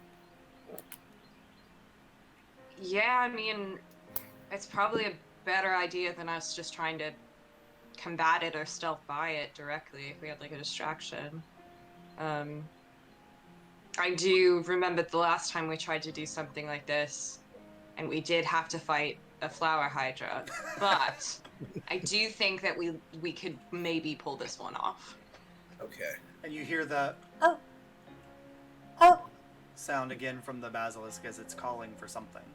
I don't like that. We don't know. Can I do a nature check too to try to figure out what it's doing that for? Sure. I mean, it could just be mating season. I mean, so you know, it's anything. I think I rolled the same thing as Marlo, 17. It's difficult to tell what but it seems like it's trying to communicate with something. And from what it looks like, this appears to be like, depending on, you don't know, like, basilisk mating or nesting tendencies. You don't know whether this is male or female. But this one seems to be guarding a nest, which probably means there's another one somewhere that's either hunting or gathering food. Does it speak bee speech? No, It is not considered a beast. Yeah. Okay. Didn't think so, but worth a shot. Yeah, worth a shot. It wouldn't speak abyssal or infernal, would it? No, it does not. What about Elvish or Gnomish? No, Common. it doesn't speak. It's standing right in our exit. It's standing kind of right next to the exit, yeah. Like, I really don't want to kill it. with No. Yeah, I just want to sneak past it if we can. I think Abel's idea of distracting it and getting it to What if we move. toss my flamethrower cannon or something on one of the smaller islands? This is all stone. There's that. No. All this is not water. No, this just is the all part we stone. came out of is water. Yeah, Oh, it's just like a little pond behind you. Yeah. I think I could distract it. You think? Okay. You can get our way? If everybody wants to kind of revolving door around this rock that we're behind, Okay. Yep. I'll lead it around one side while you all run up the other side. Because I'm sure I could beat it in the water and then double back to you guys once it chases me. Okay. And even if it doesn't go in the water, I think I can outrun it. Yeah, the water extends like here. Right. I want to lead him back to that and try to get him to follow me into the water. Okay. So is everybody else moving scoot this around the left-hand side? Yeah, the other side, Josh. Oh, the other side? Okay. Yeah. Any side. So you're all heading this way, and then Kaimani, you're gonna head this way? Yeah. Are you gonna try to stealth up to it, or are you staying? First, I'm going to cast Mirror Image on myself. Okay. Ooh, Nice. you sneaky little otter. That produces 3, right? Right. So now 3 little Kaimanas pop up next to him. There's 3 of you. And then I'm going to stealth up to it and Okay. try to get in that, close to that alcove All right. on the right. So, with the knowledge of what Mar said, are you averting your? Are you looking down, or what are you? I'm looking at anything but it. So, from what Marlo told you, like averting your gaze would mean that you'd have to look down, like at the ground. Okay, I'm doing that. Okay, because it's not so much seeing its eyes; it's just like seeing it. It can force you to. It can start to petrify you. So you look down at the ground. Okay, go ahead and make a stealth check.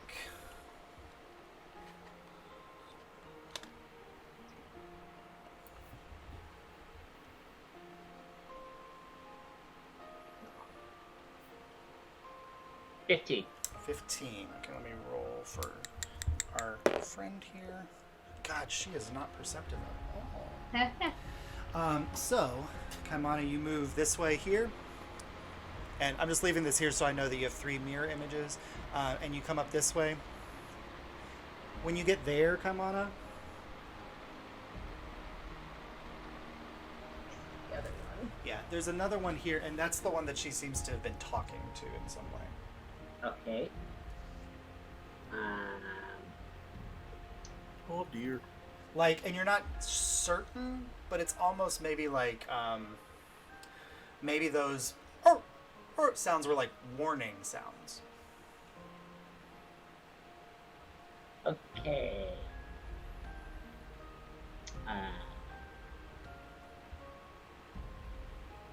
Do I have like a? Alright, I think I can take care of one of them effectively without hurting it. I am going to start making a lot of noise. Okay, so you start making a lot of noise right there where you are. Okay, this one finally looks over in your direction. This one uses that as a distraction and is moving this way, closer to the nest. The moment it gets closer to the nest, this one kind of shoots back towards it and is facing off with it, and now is kind of torn between looking at you and looking at the other basilisk. I'm just kind of dancing in place, and the moment they start moving towards me, I'm going to start backing up. Okay, so you get the sense that the one at the nest really wants to come to you, but also doesn't want to leave the nest because the other one is threatening the nest. Oh, so Oh, they're fighting each other. kill the other one. The other one, the one at the nest is a little bit smaller, and the other one's a bigger basilisk, but it looks kind of like emaciated a little bit, like maybe it hasn't eaten in a while. Oh no. Scare the mean one away. Yeah, like a nature documentary. Hey, I need to see if mirror image is concentration. I think so. Nope, just 1 minute. Oh, good. All right, good. I will cast create bonfire right next to the emaciated one. The emaciated one. Okay, cool. Like within its range where it could potentially take damage. Yes. All right, so a little bonfire pops up, boop, right there next to it. Makes a saving throw. Is it Dex? For bonfire? Is it con? Dexterity saving throw. Dexterity okay. saving throw. So that's a 17 minus 1, so 16? That should do it. That'll save. Okay, but the bonfire appears next to it, so it kind of suddenly this bright light flashes there, and it and backs up a little bit, and seems concerned by that. Which now the other one kind of turns attention back in your direction, but doesn't look eager to leave its nest. And this at this range, like you're not looking over in that area, so it's difficult to tell. But You know how tall is this cavern? It's about 30 feet tall, 30, 40. There's places where it's about 40 feet tall. Yeah. Perfect. But you've scared the other one backwards a little bit there, Kaimana. Okay.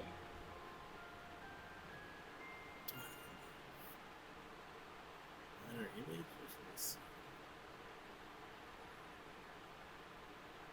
All of my spells are rather practical spells. I just like the imagery of like little Kaimana up here in this cave, and all 4 of you clustered behind this pillar. Like, what's going on? Yeah. What is happening?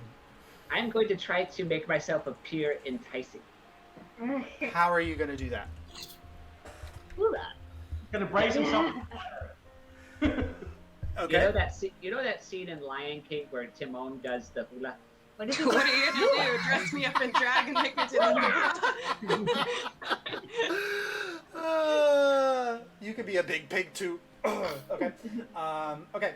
So I'm aware, is everybody keeping an eye out on Kaimana, or are you all averting your gaze? I'm watching Kaimana from the corner so that when he starts moving this way, I can tell everybody to go. Okay, so you are so the other basilisk is not within your sight view. I will have sung out that there are 2 of them. Okay. So you guys hear that, and so you make yourself enticing. This one here, which is kind of intimidated, sees suddenly another meal, and starts to charge in your direction. And you said you were holding your action to run away, so... I want to stay just ahead of it. Okay, so you move this way, and it kind of charges around the corner. Unexpectedly, Souris, this other creature appears boom here. I need you, because you were watching where Kaimana was, I just need to make a Constitution saving throw. Oh my god. That's 20. So... So 21. Yeah, so there's a moment, Souris, where you see like this creature come around the corner, and you feel this like piercing, like feeling hit your eyes, and suddenly your legs lock for a moment. But then you, using your monk, key mastery of your key, you shrug it off, and it's now charging towards Kaimana. Kaimana, you get here, and it's here. It's still out of range. Nobody else can see it. I can try. I'm gonna try something. Go ahead. Well, I could try something, but I'd have to look at the other basilisk. So we could try this. It would work really well if it works, but if you want me to risk it, I'll try. We just got you. I'll just be paralyzed. It's fine. It's to get by the other one. I am going to shut my eyes and bum rush the one that's chasing Kaimana. Okay, go ahead and make an attack roll with disadvantage. Yeah. Unarmed 7 plus 8, so that's a 15. That just hits. You can roll. Are you trying to grapple it, or are you trying to actually harm it? Non-lethal damage. Okay, non-lethal. Okay, so go ahead and roll your damage there. 4 plus 5, 11. 11. Okay, so you pop it with 11 damage, and it was charging after Kaimana, and then suddenly this larger creature stops it in its tracks, and it backs up for just not to get out of your range, but backs up just a little bit, and then faces off towards you, the hunger there driving it. While this is all happening, the one back in the back is like kind of calling out louder now, but is not making a move to get off of its nest. Can I try something with that one? What do you want to do? I want... This is dumb. I want to pull my hat down, because I don't want to look at it. Right. And I want to run right up to it, then activate Crimson Light right, so I do a quick stab, and my rapier just lights up with the lightning, and I will growl at it. I'm not going to liken at it, but I'm going to see if I can intimidate it to get off of the nest and run away. So you run up, you activate your Crimson Light, and you're keeping your vision there. When you get here, Mar, around the other side, you realize that the path continues to go that way, but you stop to growl at this one. Go ahead and make an intimidation check. Intimidate a basilisk. Oh boy. 18. So you get there, and now that you're next to the nest, you can see that there's about probably 3 or 4 eggs in the nest. I do feel bad bullying this mom. And on Mother's Day. Yeah, on Mother's Day. While the basilisk does not get off the nest, you can see it kind of curl back, and a couple of its legs curl up around the eggs and kind of slide them back towards it. And she's making those loud noises even more so, probably trying to intimidate you in reverse to get away from her. Okay. Can I try to call out for people to run by me and go through the exit while we're in a standoff here? Yeah, sure. You can do Okay. that. So that's free action.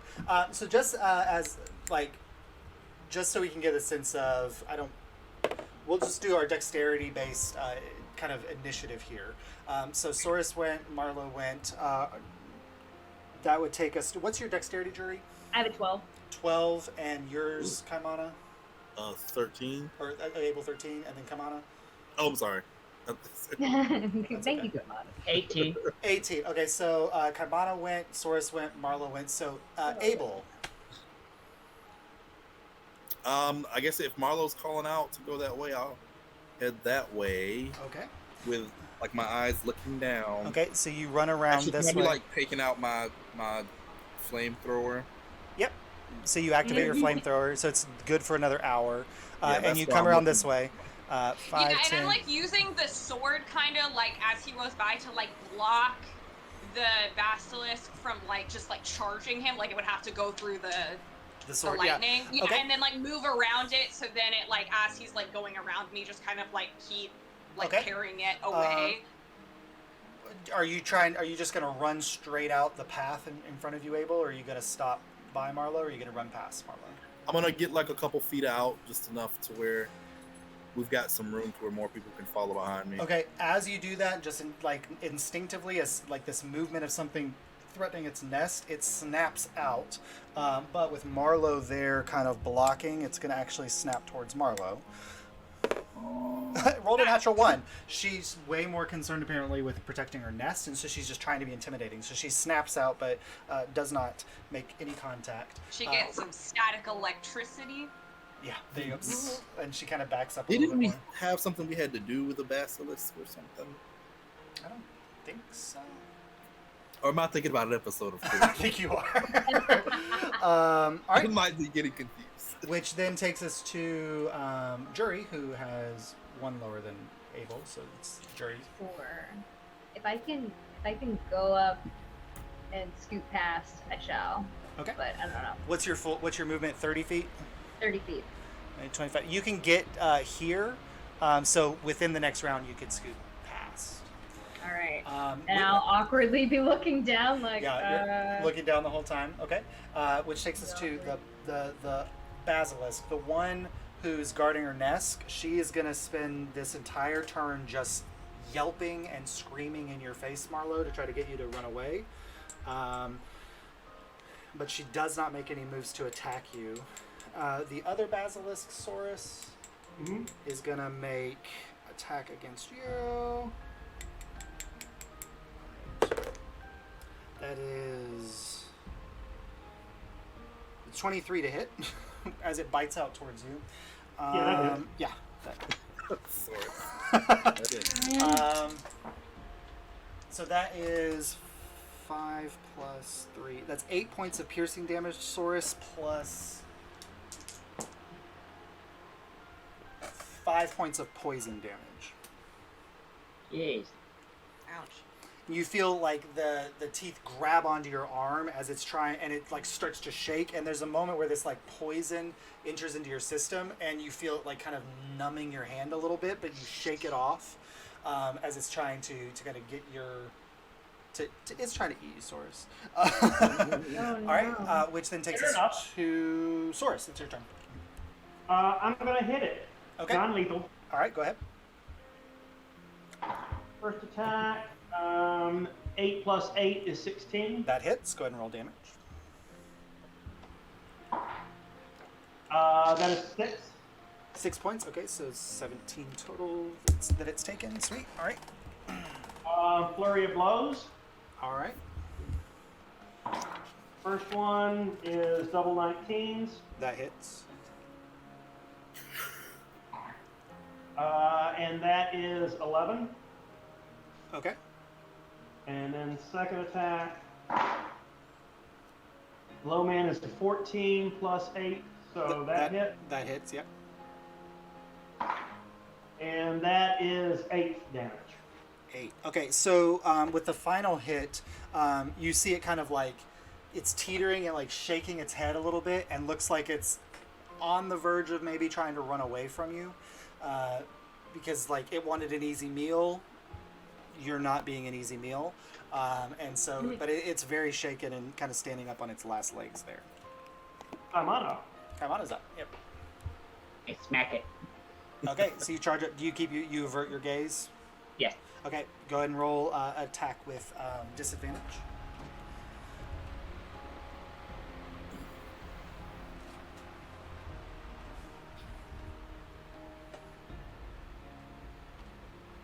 $14. 14 hits. 4 damage. So were you lethal or non-lethal, Kaimana? Non-lethal. Non-lethal, which is perfect because it was exactly the number of hit points that it had left was 4. And so you bop it, and like there's this moment where it kind of like and like tumbles backwards a little bit, and you can see that it's knocked out, but it's not dead. It's just knocked out there. Run. Okay. Marlo, you're holding fort. Yeah, I don't really want to attack or do anything. Okay. Can I just talk? Can I talk to her? Just soothingly, yeah. Yeah. Okay. And just try to like hold her off and be like, listen, we just gotta get by, and I just don't want you snapping at my friends. This is purely formality. Make an animal handling check. Aw, I don't know if I'm. Okay. 16. 16. Okay, so noticeably, like you're still not looking at her. You're still looking down, but you notice that like some of the tension in the claws loosens just a little bit, but she's still clutching her eggs close to her body. As a show of good faith, I will not drop the lightning on the sword, but I'll just kind of like lower it. Okay, You know? so you're not looking aggressive. Okay, good. Yeah, just so I look more chill and we're on the same page, and keep motioning for people to get by me. Okay, so and Abel, are you gonna tear her off, or are you? No, I'm gonna head off a little bit Okay. further, but not too much to where. So you go ahead and like that path seems to go for about 15 or 20 feet ahead of you, and then it curves off like to the right out of view. I'll go at least to the end of that path, maybe Okay. if I can see what's at the. You get to the end of the path, and you seem to be kind of like in a switchback cavern. There's another kind of 15 feet path, and then like maybe like an old stream or something that was going through the rocks carved this out. And so there's another switchback about 15 feet ahead of you that way. All right, I'll just hold position there Okay. and waiting to see if anything comes out. I'll like hold my my flamethrower. If anything comes at me, bro. Okay. You're there holding your action for your flamethrower. Jury. Is anyone threatened by the other one still, or are you just fighting him, Souris? It's unconscious. It's unconscious. Oh, okay. So then I'm like, bye, and I'll just go. I'll follow April down Okay, there. and with Marlowe's help, she seems to be in a less aggressive state, and she lets you by. Nice, thank you, ma'am. You catch up with Abel there, you see Abel like standing with his hand pointed outwards, and like there's this weird like elephant-like creature made of metal that's wrapped around his wrist, and he's pointing it down the hallway in that direction. So it's the first time you've seen his force ballista. It's the flamethrower. Yeah. Oh, sorry, flame. Oh, so your flamethrower is your giraffe. So you see a little giraffe there. Yeah. All right, Kaimana and Souris. Get the hell out of Dodge. Okay, you guys charge past. She lets you go. Souris, you go.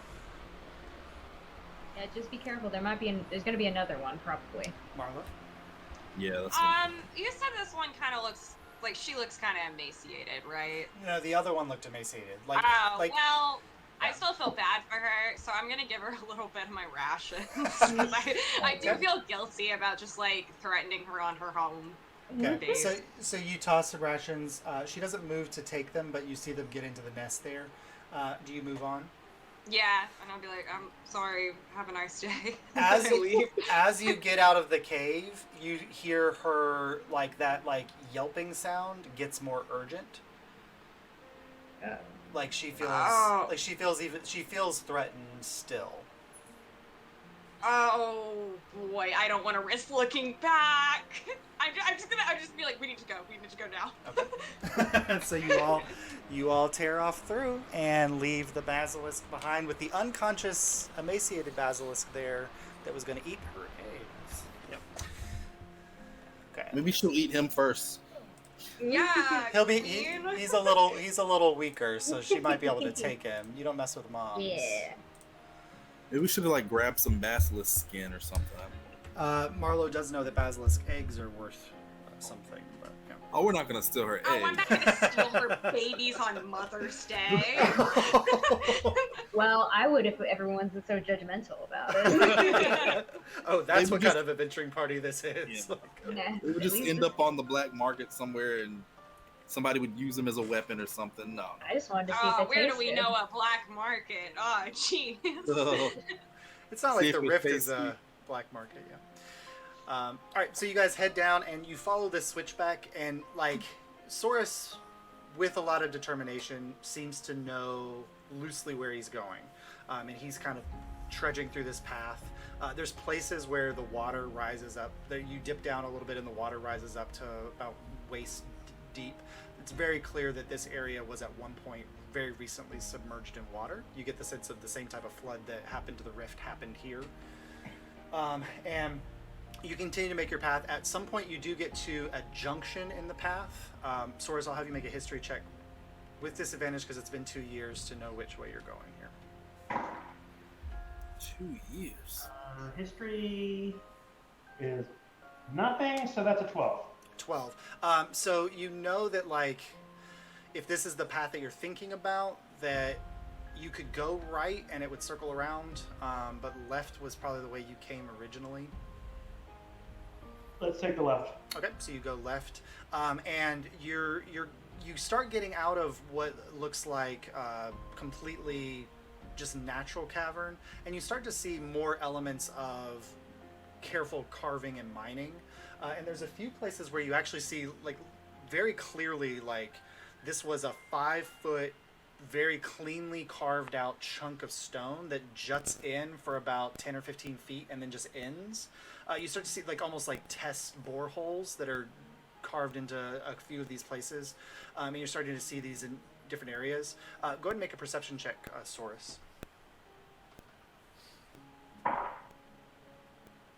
Perception 15. 15. There's no light here, so there's not anything like glinting. There's not anything to glint off anything. But you do notice as you're coming across, there's a pack.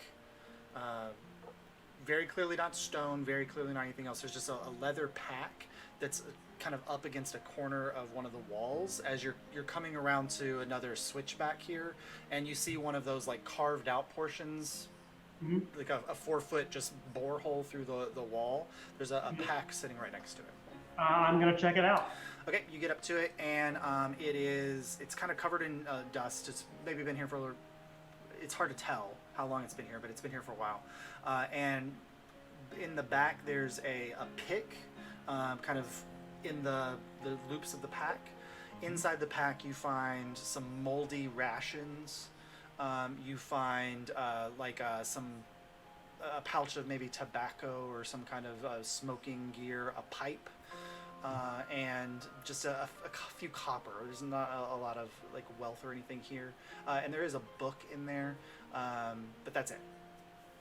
I give the tobacco and pipe to Abel because he's the one who seems most likely to smoke. I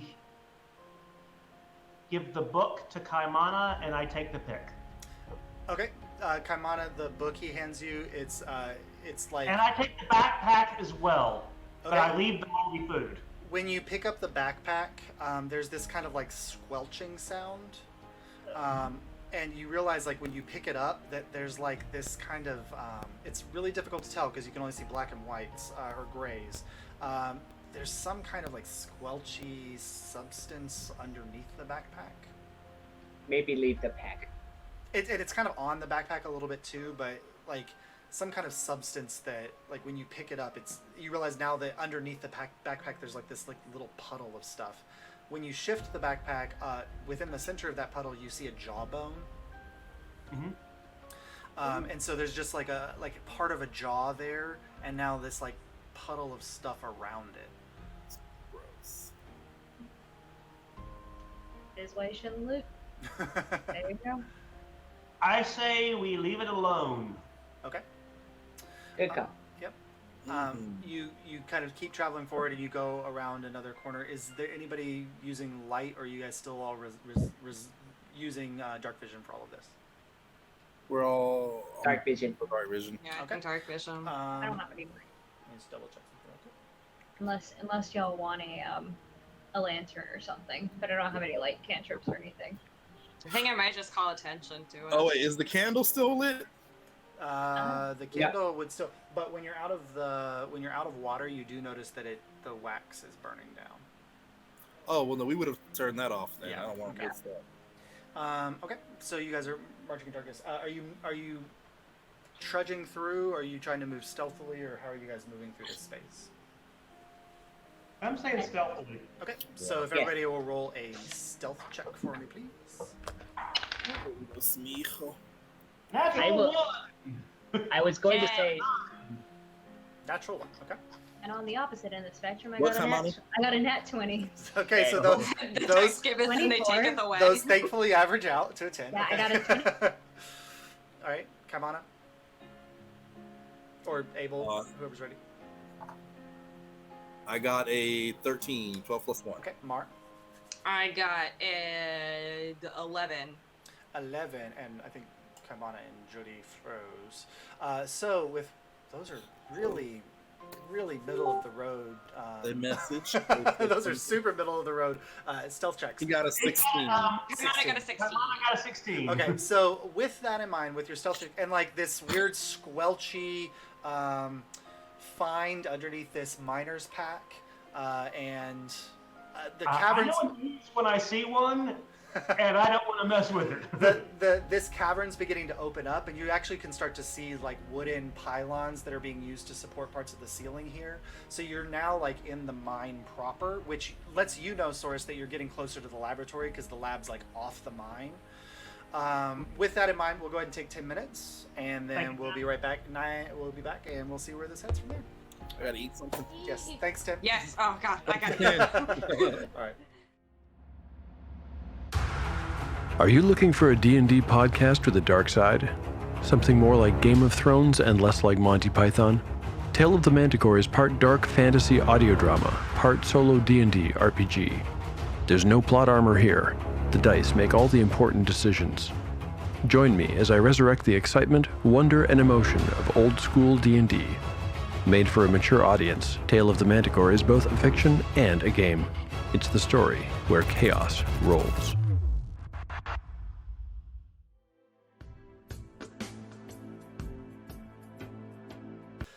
All right, so welcome back. So the ticket takers are in the ancient mines underneath the city of Hightower in the Rift, and have bypassed swarms of rats, have managed to befriend a basilisk enough to allow it to, as long as they weren't going to mess with its nest, to let it by, and have now you've kind of wandered through.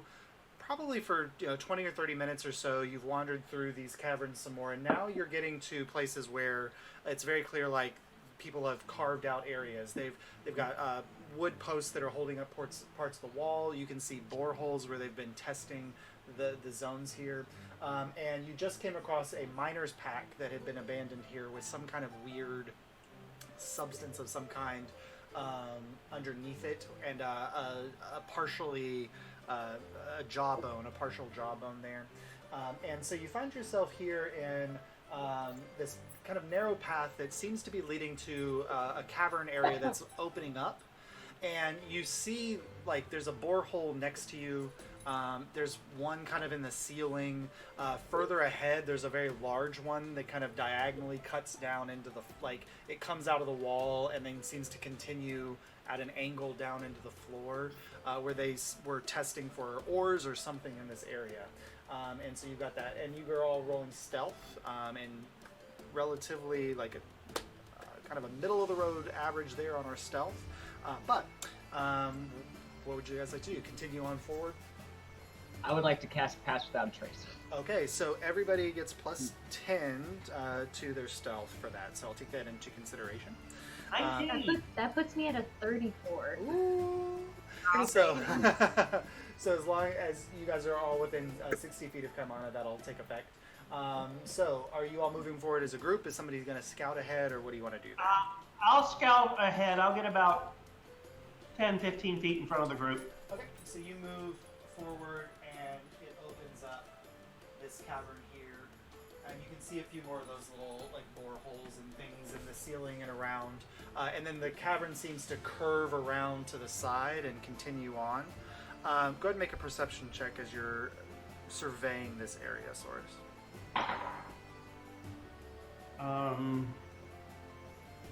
Also, my hand cramped up, so Kaimon is resting for now. 13.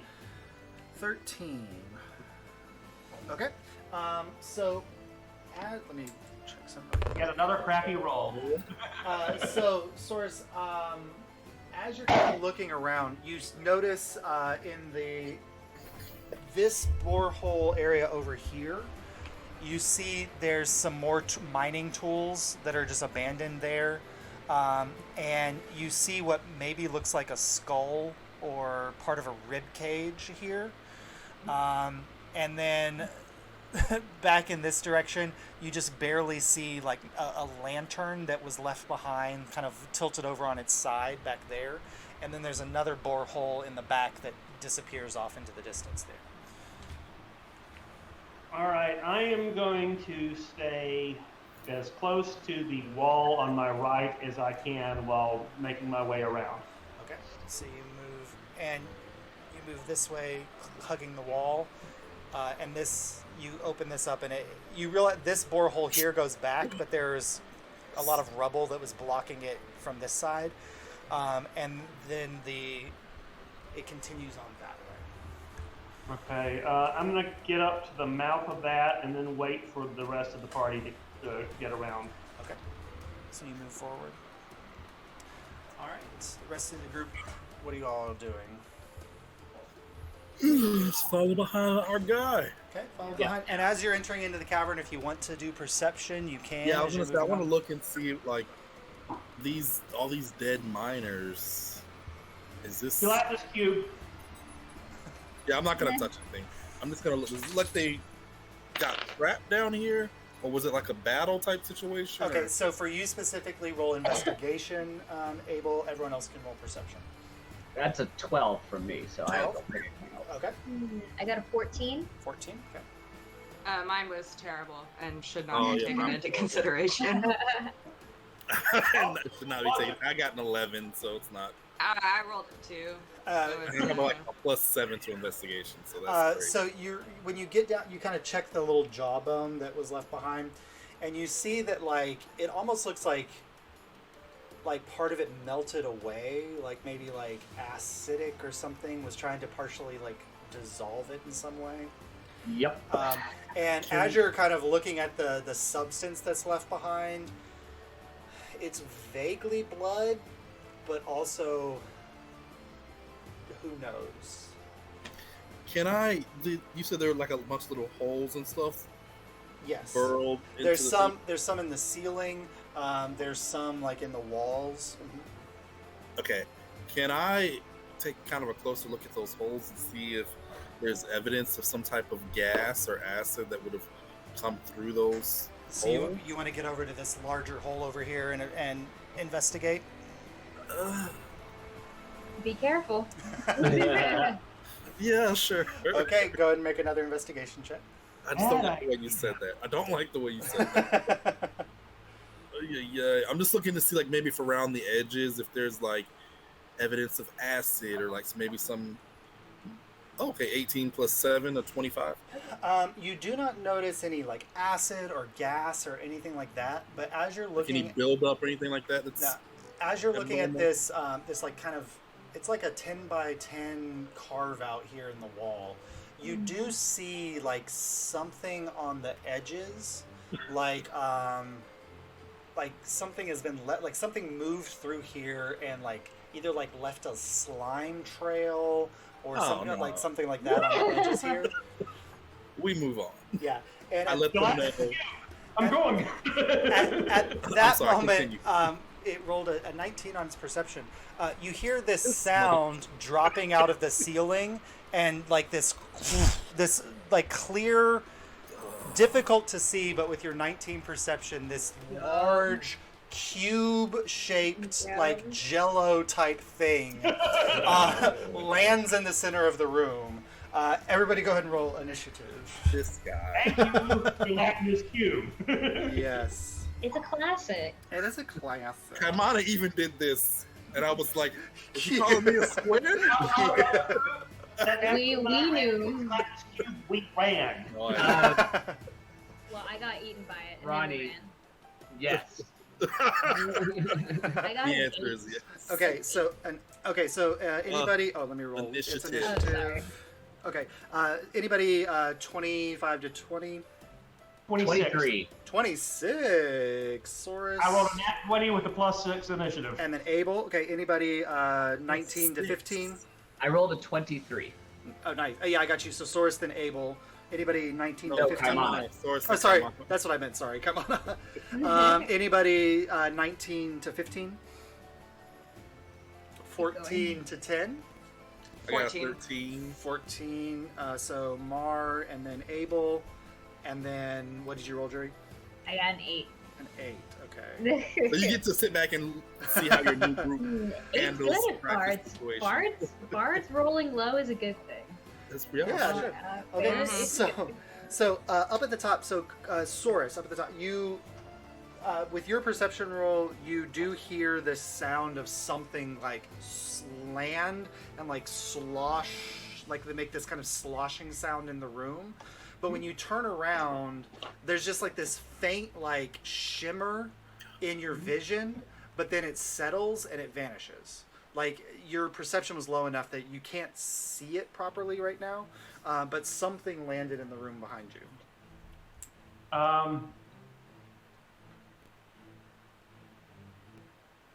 I'm going to shoot roughly at the area I saw the shimmer. Okay, go ahead and make. The one-eyed rat is going to fire a random shot off into this thing. Okay. You're gonna fire. Yep. You're gonna fire a gun off here down between solid stone walls. Yes. So go ahead and make. Makes perfect sense.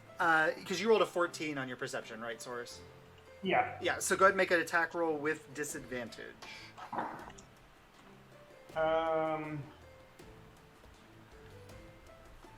13. That hits. Go ahead and roll damage.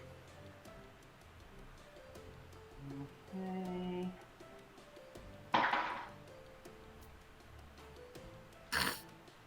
$13. 13 points of damage. All right, so you fire off, and there is this cacophonous, just explosion sound that ricochets off of all of the walls around you and down the hallways in every direction.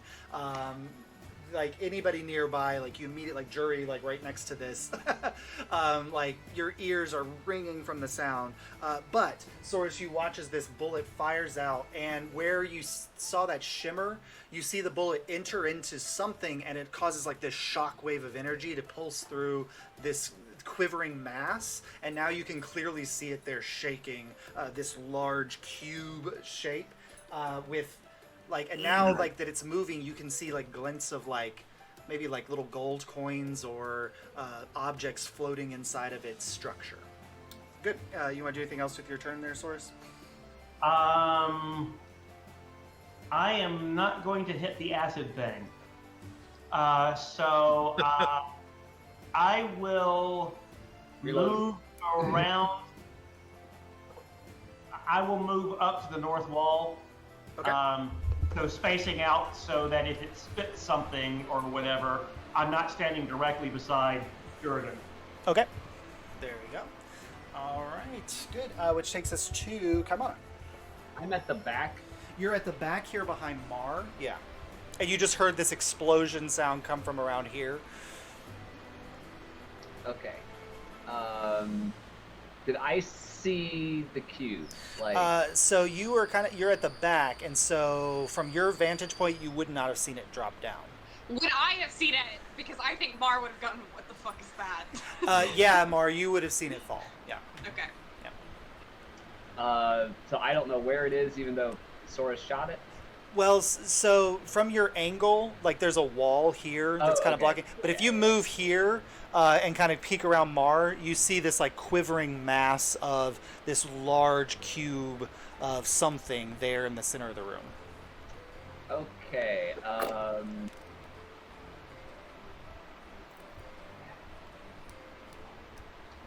Right. Kill it with fire. Yeah, I'm gonna cast bonfire in the middle of the room, right, like on top of it, basically. Okay, that's a dexterity saving throw, which Can't is be very so good at. No, that was a natural 1 minus 4. So a bonfire pops up right on it. Go ahead and roll damage for the bonfire come on it. D8. Yeah.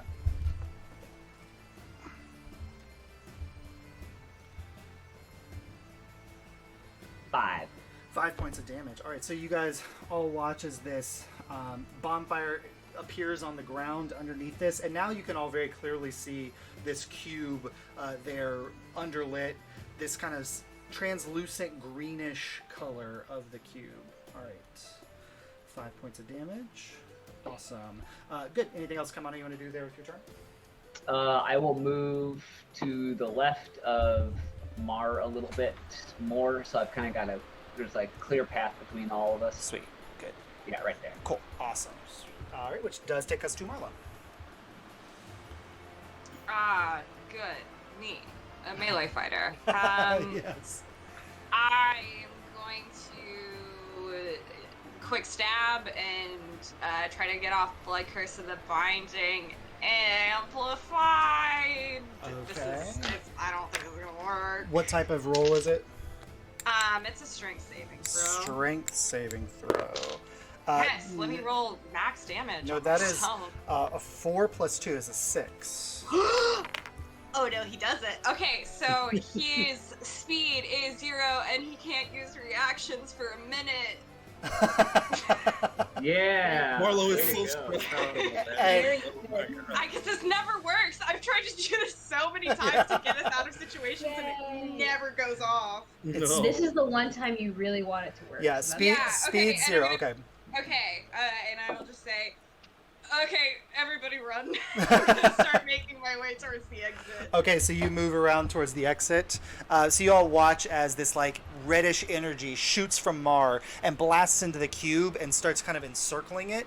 And you can see like its gelatinous, or gelatinous exterior kind of almost like rigidify and like harden a little bit. Like it's struggling to keep its like to move it and shape. So you go 5, 10, 15, 20, 25. You can get over here, Mar. Jury, Souris, Yeah. you watch Mar just blast by I you. will block. Can I get Yeah. to the side a little bit, actually, like not go all the way in, just so I'm not Yeah. blocking it for Well- people who are closer and can go further? They can move through your space even if you're there. Yep. So you can get like Cool. there. Yep. I'll still hold there just in case someone wants to run and then try something. Okay, cool. Let's see.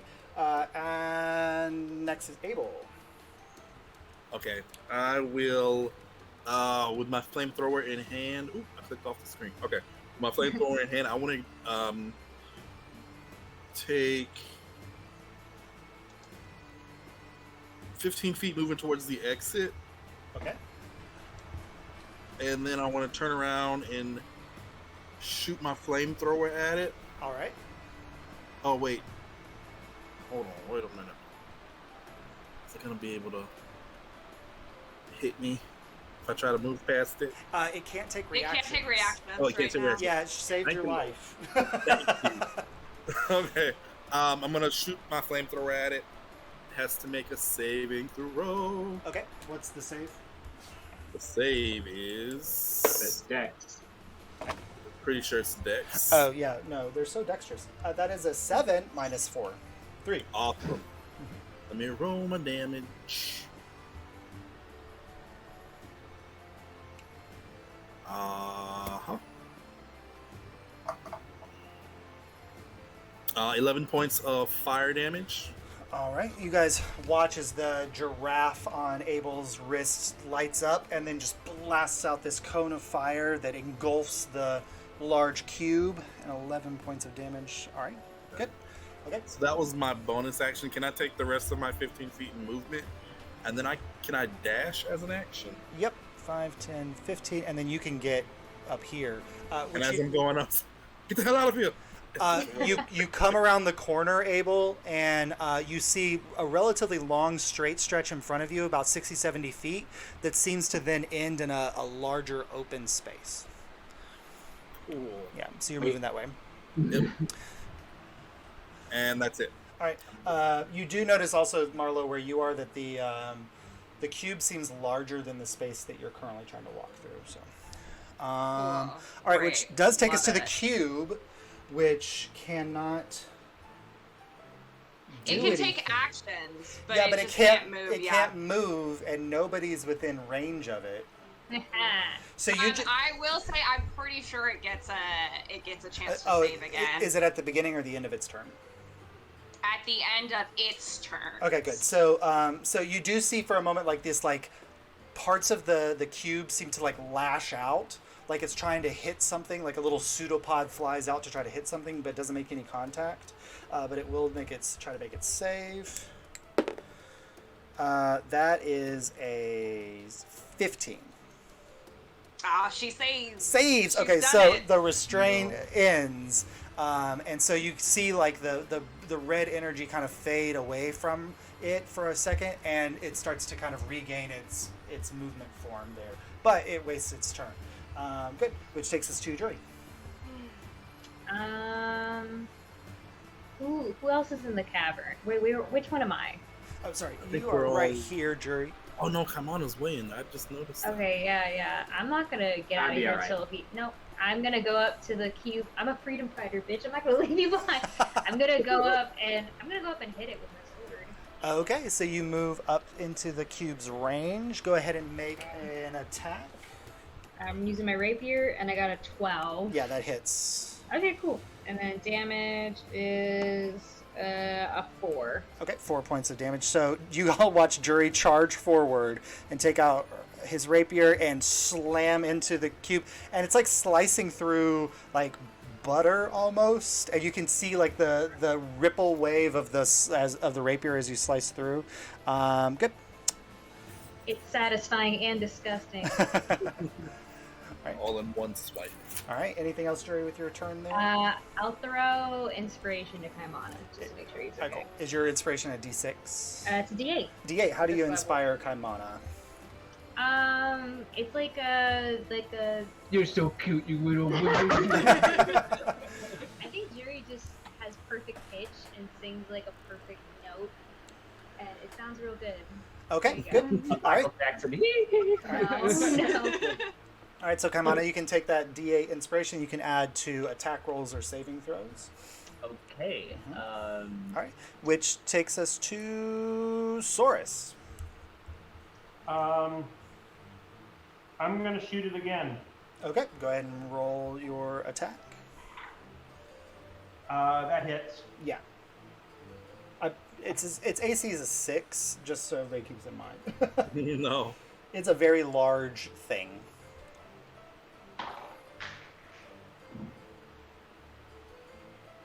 And that's a top die.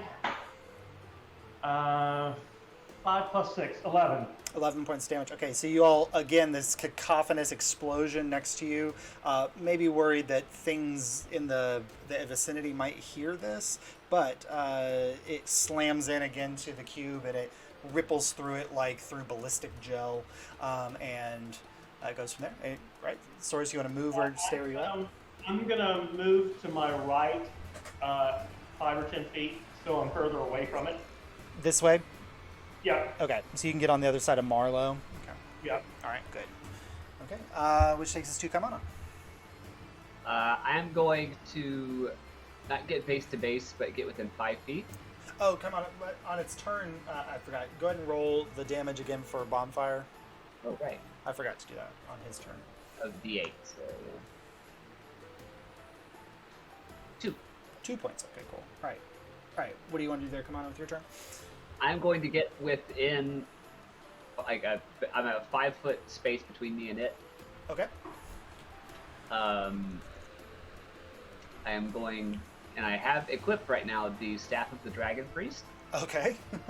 And I'm going to speak the command word Ylithon, causing the head of it to come alive. And I'm going to make a melee attack using its head. Nice. It has reach. Yeah, it has reach. Yep. So you all watch Kaimana walk forward with this staff, which you all recognize he got from that shadow cobbled priest. And the head comes alive and strikes out towards the cube. Go ahead and roll your attack. A melee attack. It's in my actions. Oh, nice. I have your inspiration, right? You do, yeah. Alright. So you can D8? add that to it. Okay. Yeah, it's a D8. Oh wait, no, it's AC is like what, 4? It's 6. Pretty much you'd have to roll a natural 1 to miss it. Okay, yeah, I hit it. Okay, go ahead. And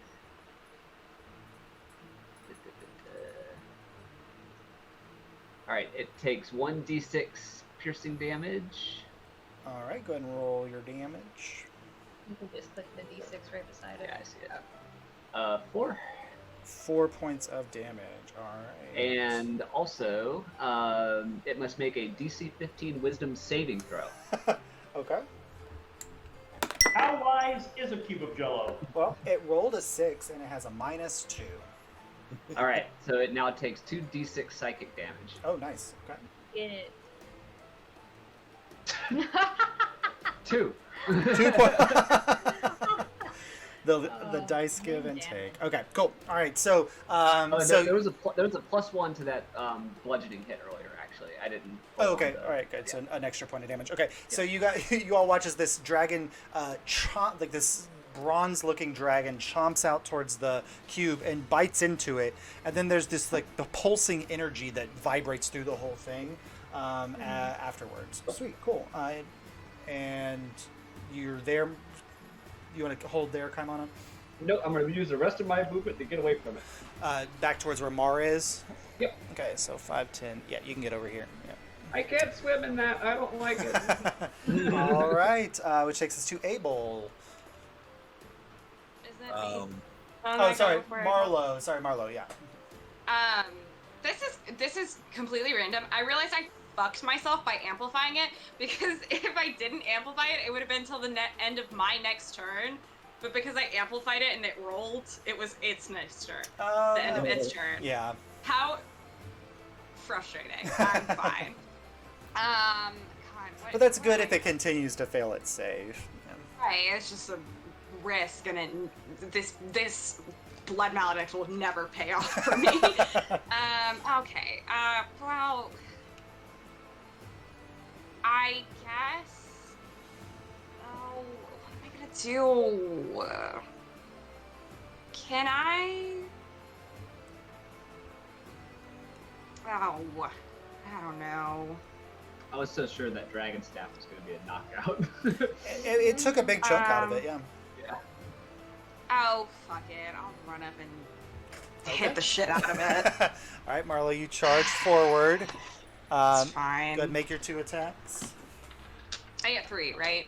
Oh, sorry, 3. Yeah, yeah. 2, yeah. Okay. Which, Am I gonna- Souris, I think you miss. You have extra attack, don't you, right now, Souris? Yes. I think against the basilisk, you used flurry of blows before you used your extra attack, so you could have done that. But yeah. Yeah, but what's my bonus attack is a hand-to-hand, and I don't want to hit the giant acid thing. Oh no, I mean like earlier with the basilisk, you did attack, then you did flurry of blows, and you could have done attack, flurry of blows. I think. Don't you have extra attack right now? Okay. No, I would have done attack, bonus attack, or attack, flurry of blows. With Oh, okay. Attack. I guess Mar gets that sooner than you do. Okay, I rolled above a 6 on all of them. All right, so you're I'm good. just gonna start rolling damage. Yep. Go ahead and roll your damage. Yeah. Okay. Next level bonus, next level up, then I get it. Oh, that's okay. That's when you get it. Okay, cool. Oh, that's with the. No, you got it at 5th level, Souris. Well, I guess you're right. Yep. 11 Okay. on the first hit. 9 on the second. Okay. And what is that? 13 Okay. on the last. It is looking very rough. Like it looks like it's like quivering and like parts of it are like sloughing off and like turning into like puddles of jelly in the floor next to you.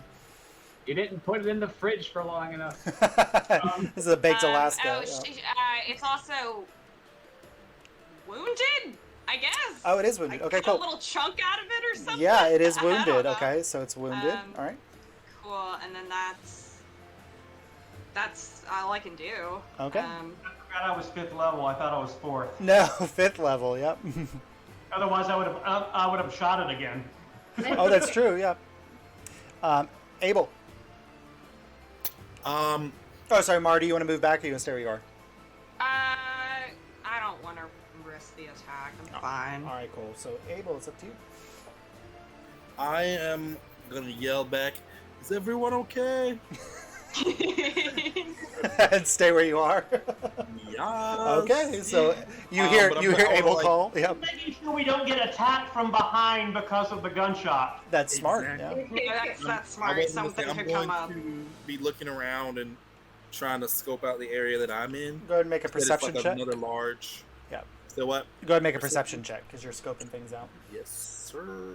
I'm just imagining Abel hearing like unspeakable violence and gunshots, like the lewdest, squelchiest noises like he's ever heard in his life. What's going on? I'm good. I'm good. Yep, I'm out. I rolled a 15 plus 3 and 18. Okay. Sounds like macaroni and cheese that's being made in the next room. Oh no. Abel, so with an 18, you do hear what sounds like a faint rumbling sound somewhere far in the in the distance ahead of you somewhere. Like in the ground, you hear this faint rumbling sound. Not sure if it's just the echo of the gunshot, like just endlessly ringing or not, but you hear that. You also, ahead of you about probably 10 or 15 feet, you see what looks like a body of a person, shorter than human size, so maybe a dwarf or halfling, against the wall, like kind of on its back against the wall, about 15 feet ahead of you. Okay, well, I'm going to take an action. Is this an action? The light. Where is it? Light and Oh, my sunshine, my only sunshine. Is that your verbal component? Yeah. Where's my dancing lights? I think that's a can.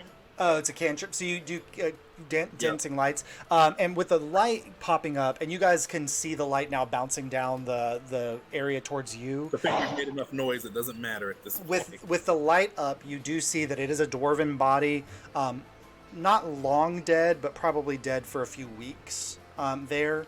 And it is clutching something in its hand that is elongated and reddish in color. But that's what you can kind of see in front of you. Yes, Okay, so just I'm gonna. It says, Sorry. oh, guys. you can move up towards it if you want to. Oh, yeah, I'm sure you want me to. I want to like kind of space the lights out Okay. 20 feet apart so they can be spaced within 20 feet of Yep. each other through the open area. Try to illuminate some of this. Okay. With that, you can see that the outside of the dark vision now, that this walkway that you're in, that's kind of relatively straight, ends in a, like, it almost looks like something bisected the middle of this pathway, and you can now kind of also, you hear like the faint sound of water, maybe rushing water Off in the distance, like I don't see it. it's kind of at the end of this pathway. Yeah. All right. You sick deviants. Oh God. I guess I'll go check out what Something raw, red and No, elongated. I got it. I was just waiting. It's elongated. Yeah. Can I check out what this dwarf is clutching? Yes. Oh God. It is. I was just It's really a. funny to paint a picture of like a guy dead. With a- That was killing me. Lord, no, this dwarf, dressed in like mining gear, it has like a pickaxe next to it, is clutching what looks, I mean, it's a cylinder, reddish in color, and has a fuse coming out the end of it. He's clutching dynamite. Oh, way Yeah. different. That's what he called it. And now that you're up next to him, you can see there's a couple places where he seems to have set up, like there's dynamite in the wall and in the floor nearby. Like it looks like maybe he was trying to set up for blasting or a trap of some kind. Yeah, it's that's what hard I'm to worried tell. about. A Yeah. trap. Okay, so I will hold where I am, Okay. and I won't set off my flamethrower. I'm just gonna wait to see if like any of my troop come through the opening, to where I can warn them that to be careful because I'm about to start searching for traps. I figure I've already used my action to do all this other stuff, so I can't start searching for traps now. Okay. All right, which takes us to the cube.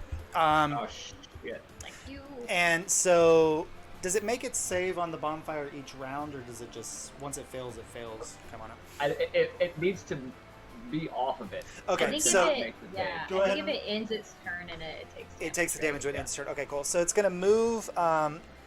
It has 15 feet of movement, so it's gonna move 5 feet into your zone here. Jury, go ahead and make a dexterity saving throw. Oh God, come on. I don't think that's a good one. Oh no, that's one of my better ones. I got a 14. 14. Okay, so you can be pushed 5 feet back or to the side of the cube. So you jump back as it's moving into your zone, and then as it senses that you're out of the way, Marlo, it's going to use the rest of its 10 feet to move into your zone. Go ahead and make a dexterity saving throw.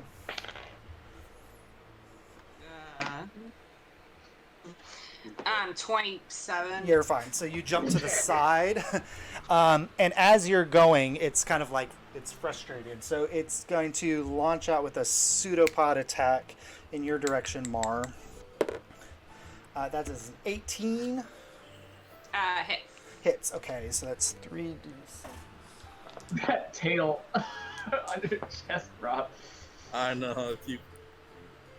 That is 13. That's 13 points of acid damage, Mar. Ow. As this, you feel this like sticky, like pseudopod hit you, like it's trying to pull you in, and it's not able to pull you towards it, but you feel the burning of the acid on your sleeve, like your sleeveless, your arm there, and then, but that is it. So it didn't get to engulf anybody. Jury. Oh, it takes wound damage. Oh, it does. Oh, and it's Fire technically damage. still on the bonfire because it could only move 15 feet and it was in the middle of it. So Yeah. go ahead and roll wound and bonfire. And it gets to make a saving throw for the. Oh, I've been. You take the fire damage. It should have taken. wound. It should have taken 2d8 damage because I'm 5th level now. Oh, that makes a nice. difference. It might be dead. That might make a difference. You gotta check those levels. 8. Mar, subtract the damage that it did to you. So at the start of its turn, you see it's like barely, it's parts of it's slawing off, parts of it's falling apart. But then like the fire that's burning underneath it, like starts to like you see it's burning up inside of it, and now you can see like backlit. There's a skull. There looks to be a spine. There's pieces and elements of creatures that this thing has absorbed in the past. And is slowly dissolving inside of it, and they're being all lit up now, and this fire burns up through the center of the creature, and it slowly kind of like starts to slaw apart and fade until there's just a puddle of ooze there at the center of the space. Oh, that smells so bad. Is there anything shiny? Go ahead and make a investigation check. Paimon, do not go into the cube. Don't put your hands in it. No. I don't care how tiny your hands are. Don't put them in the cube. Investigation. Yeah. 14. 14. You see, like, there's maybe 10 or 11 gold pieces.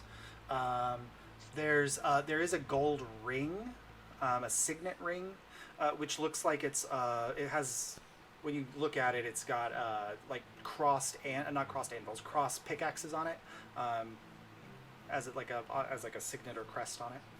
I'm gonna use my stick to try to like Wait, drag wait, it all come out. on. If you want something out of it, just point it out to me and I'll get it for you. All that. Okay, I start mage handing Okay, so shiny shit out of the thing. All of you it. you get 11 gold and a Miners Guild signet ring. Oh hell yeah! I'm in the Miners Guild now too. Get it. Taking- All of the I'm guilds. taking all the tickets.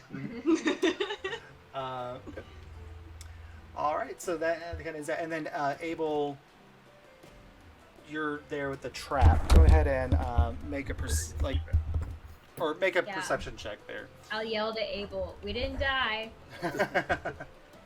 I'll yell back, "Come this way cautiously. There may be a trap." Okay, so you all move up towards Abel. No, I don't. Oh, you don't? There's a trap. Yeah, come up here. There's a trap. No, walk into the trap. No. Just be cautious, okay? Is this an investigation or you said perception? You can do because you know where they are. Do an investigation. Yeah. Okay. Is Abel your trap finder typically? I don't know. how that's gonna go. 13. 6, 7. Thankfully, he very clearly was doing this in a rush. He has taken some dynamite and attached it to some kind of pressure plate system so that it would like hit a lighter that would light the fuse. It's not. It looks very quick and very rushed, and it's on the opposite side from where you find his dead body. So whatever he was setting the trap for would have been coming from that way, and he's dead here. Okay. And at that moment, Abel, like, investigating all of this, paying attention, you start to hear this squelching sound Jesus. underneath its body. And Underneath him. at that point, you see this yellow something kind of come up around it and grab onto the side of his body and then slurp up from the other side. And you see his head even kind of like lift and his mouth fall open, almost like it's being puppeted a little bit. But then like And back up. But then this yellow ooze comes out of his mouth, and slowly you see this large kind of oozing structure kind of form there and start moving in your direction. And Throw a that's what we'll rock at pick the up. plate. That's what we'll Throw pick a up rock next at the time. Jesus Christ. And all I have is a flamethrower in my hand. Yep. That's enough. Oh, with dynamite like down the hallway. Oh god. Oh, he's And he was holding it. a stick of dynamite, yeah. touching the dynamite. Yes. Just hit that one, and things will take care of themselves. Yeah, I feel like this is know a what I'm very gonna do. poor idea. But, It's you a know. great idea. Yeah. But it's very clear he was trying to defend himself from something attacking him, and then he found his way to something worse. So. Well, that's lovely. And now it's even worse for him. All right, but we'll pick up there next time. Thank you so much for joining us. Thank We'll you. see the ticket takers in action, and maybe get to the laboratory in the next session. Sounds good. Yeah. All right. Excited See you all. about this. Yes, Bye. the laboratory. Bye.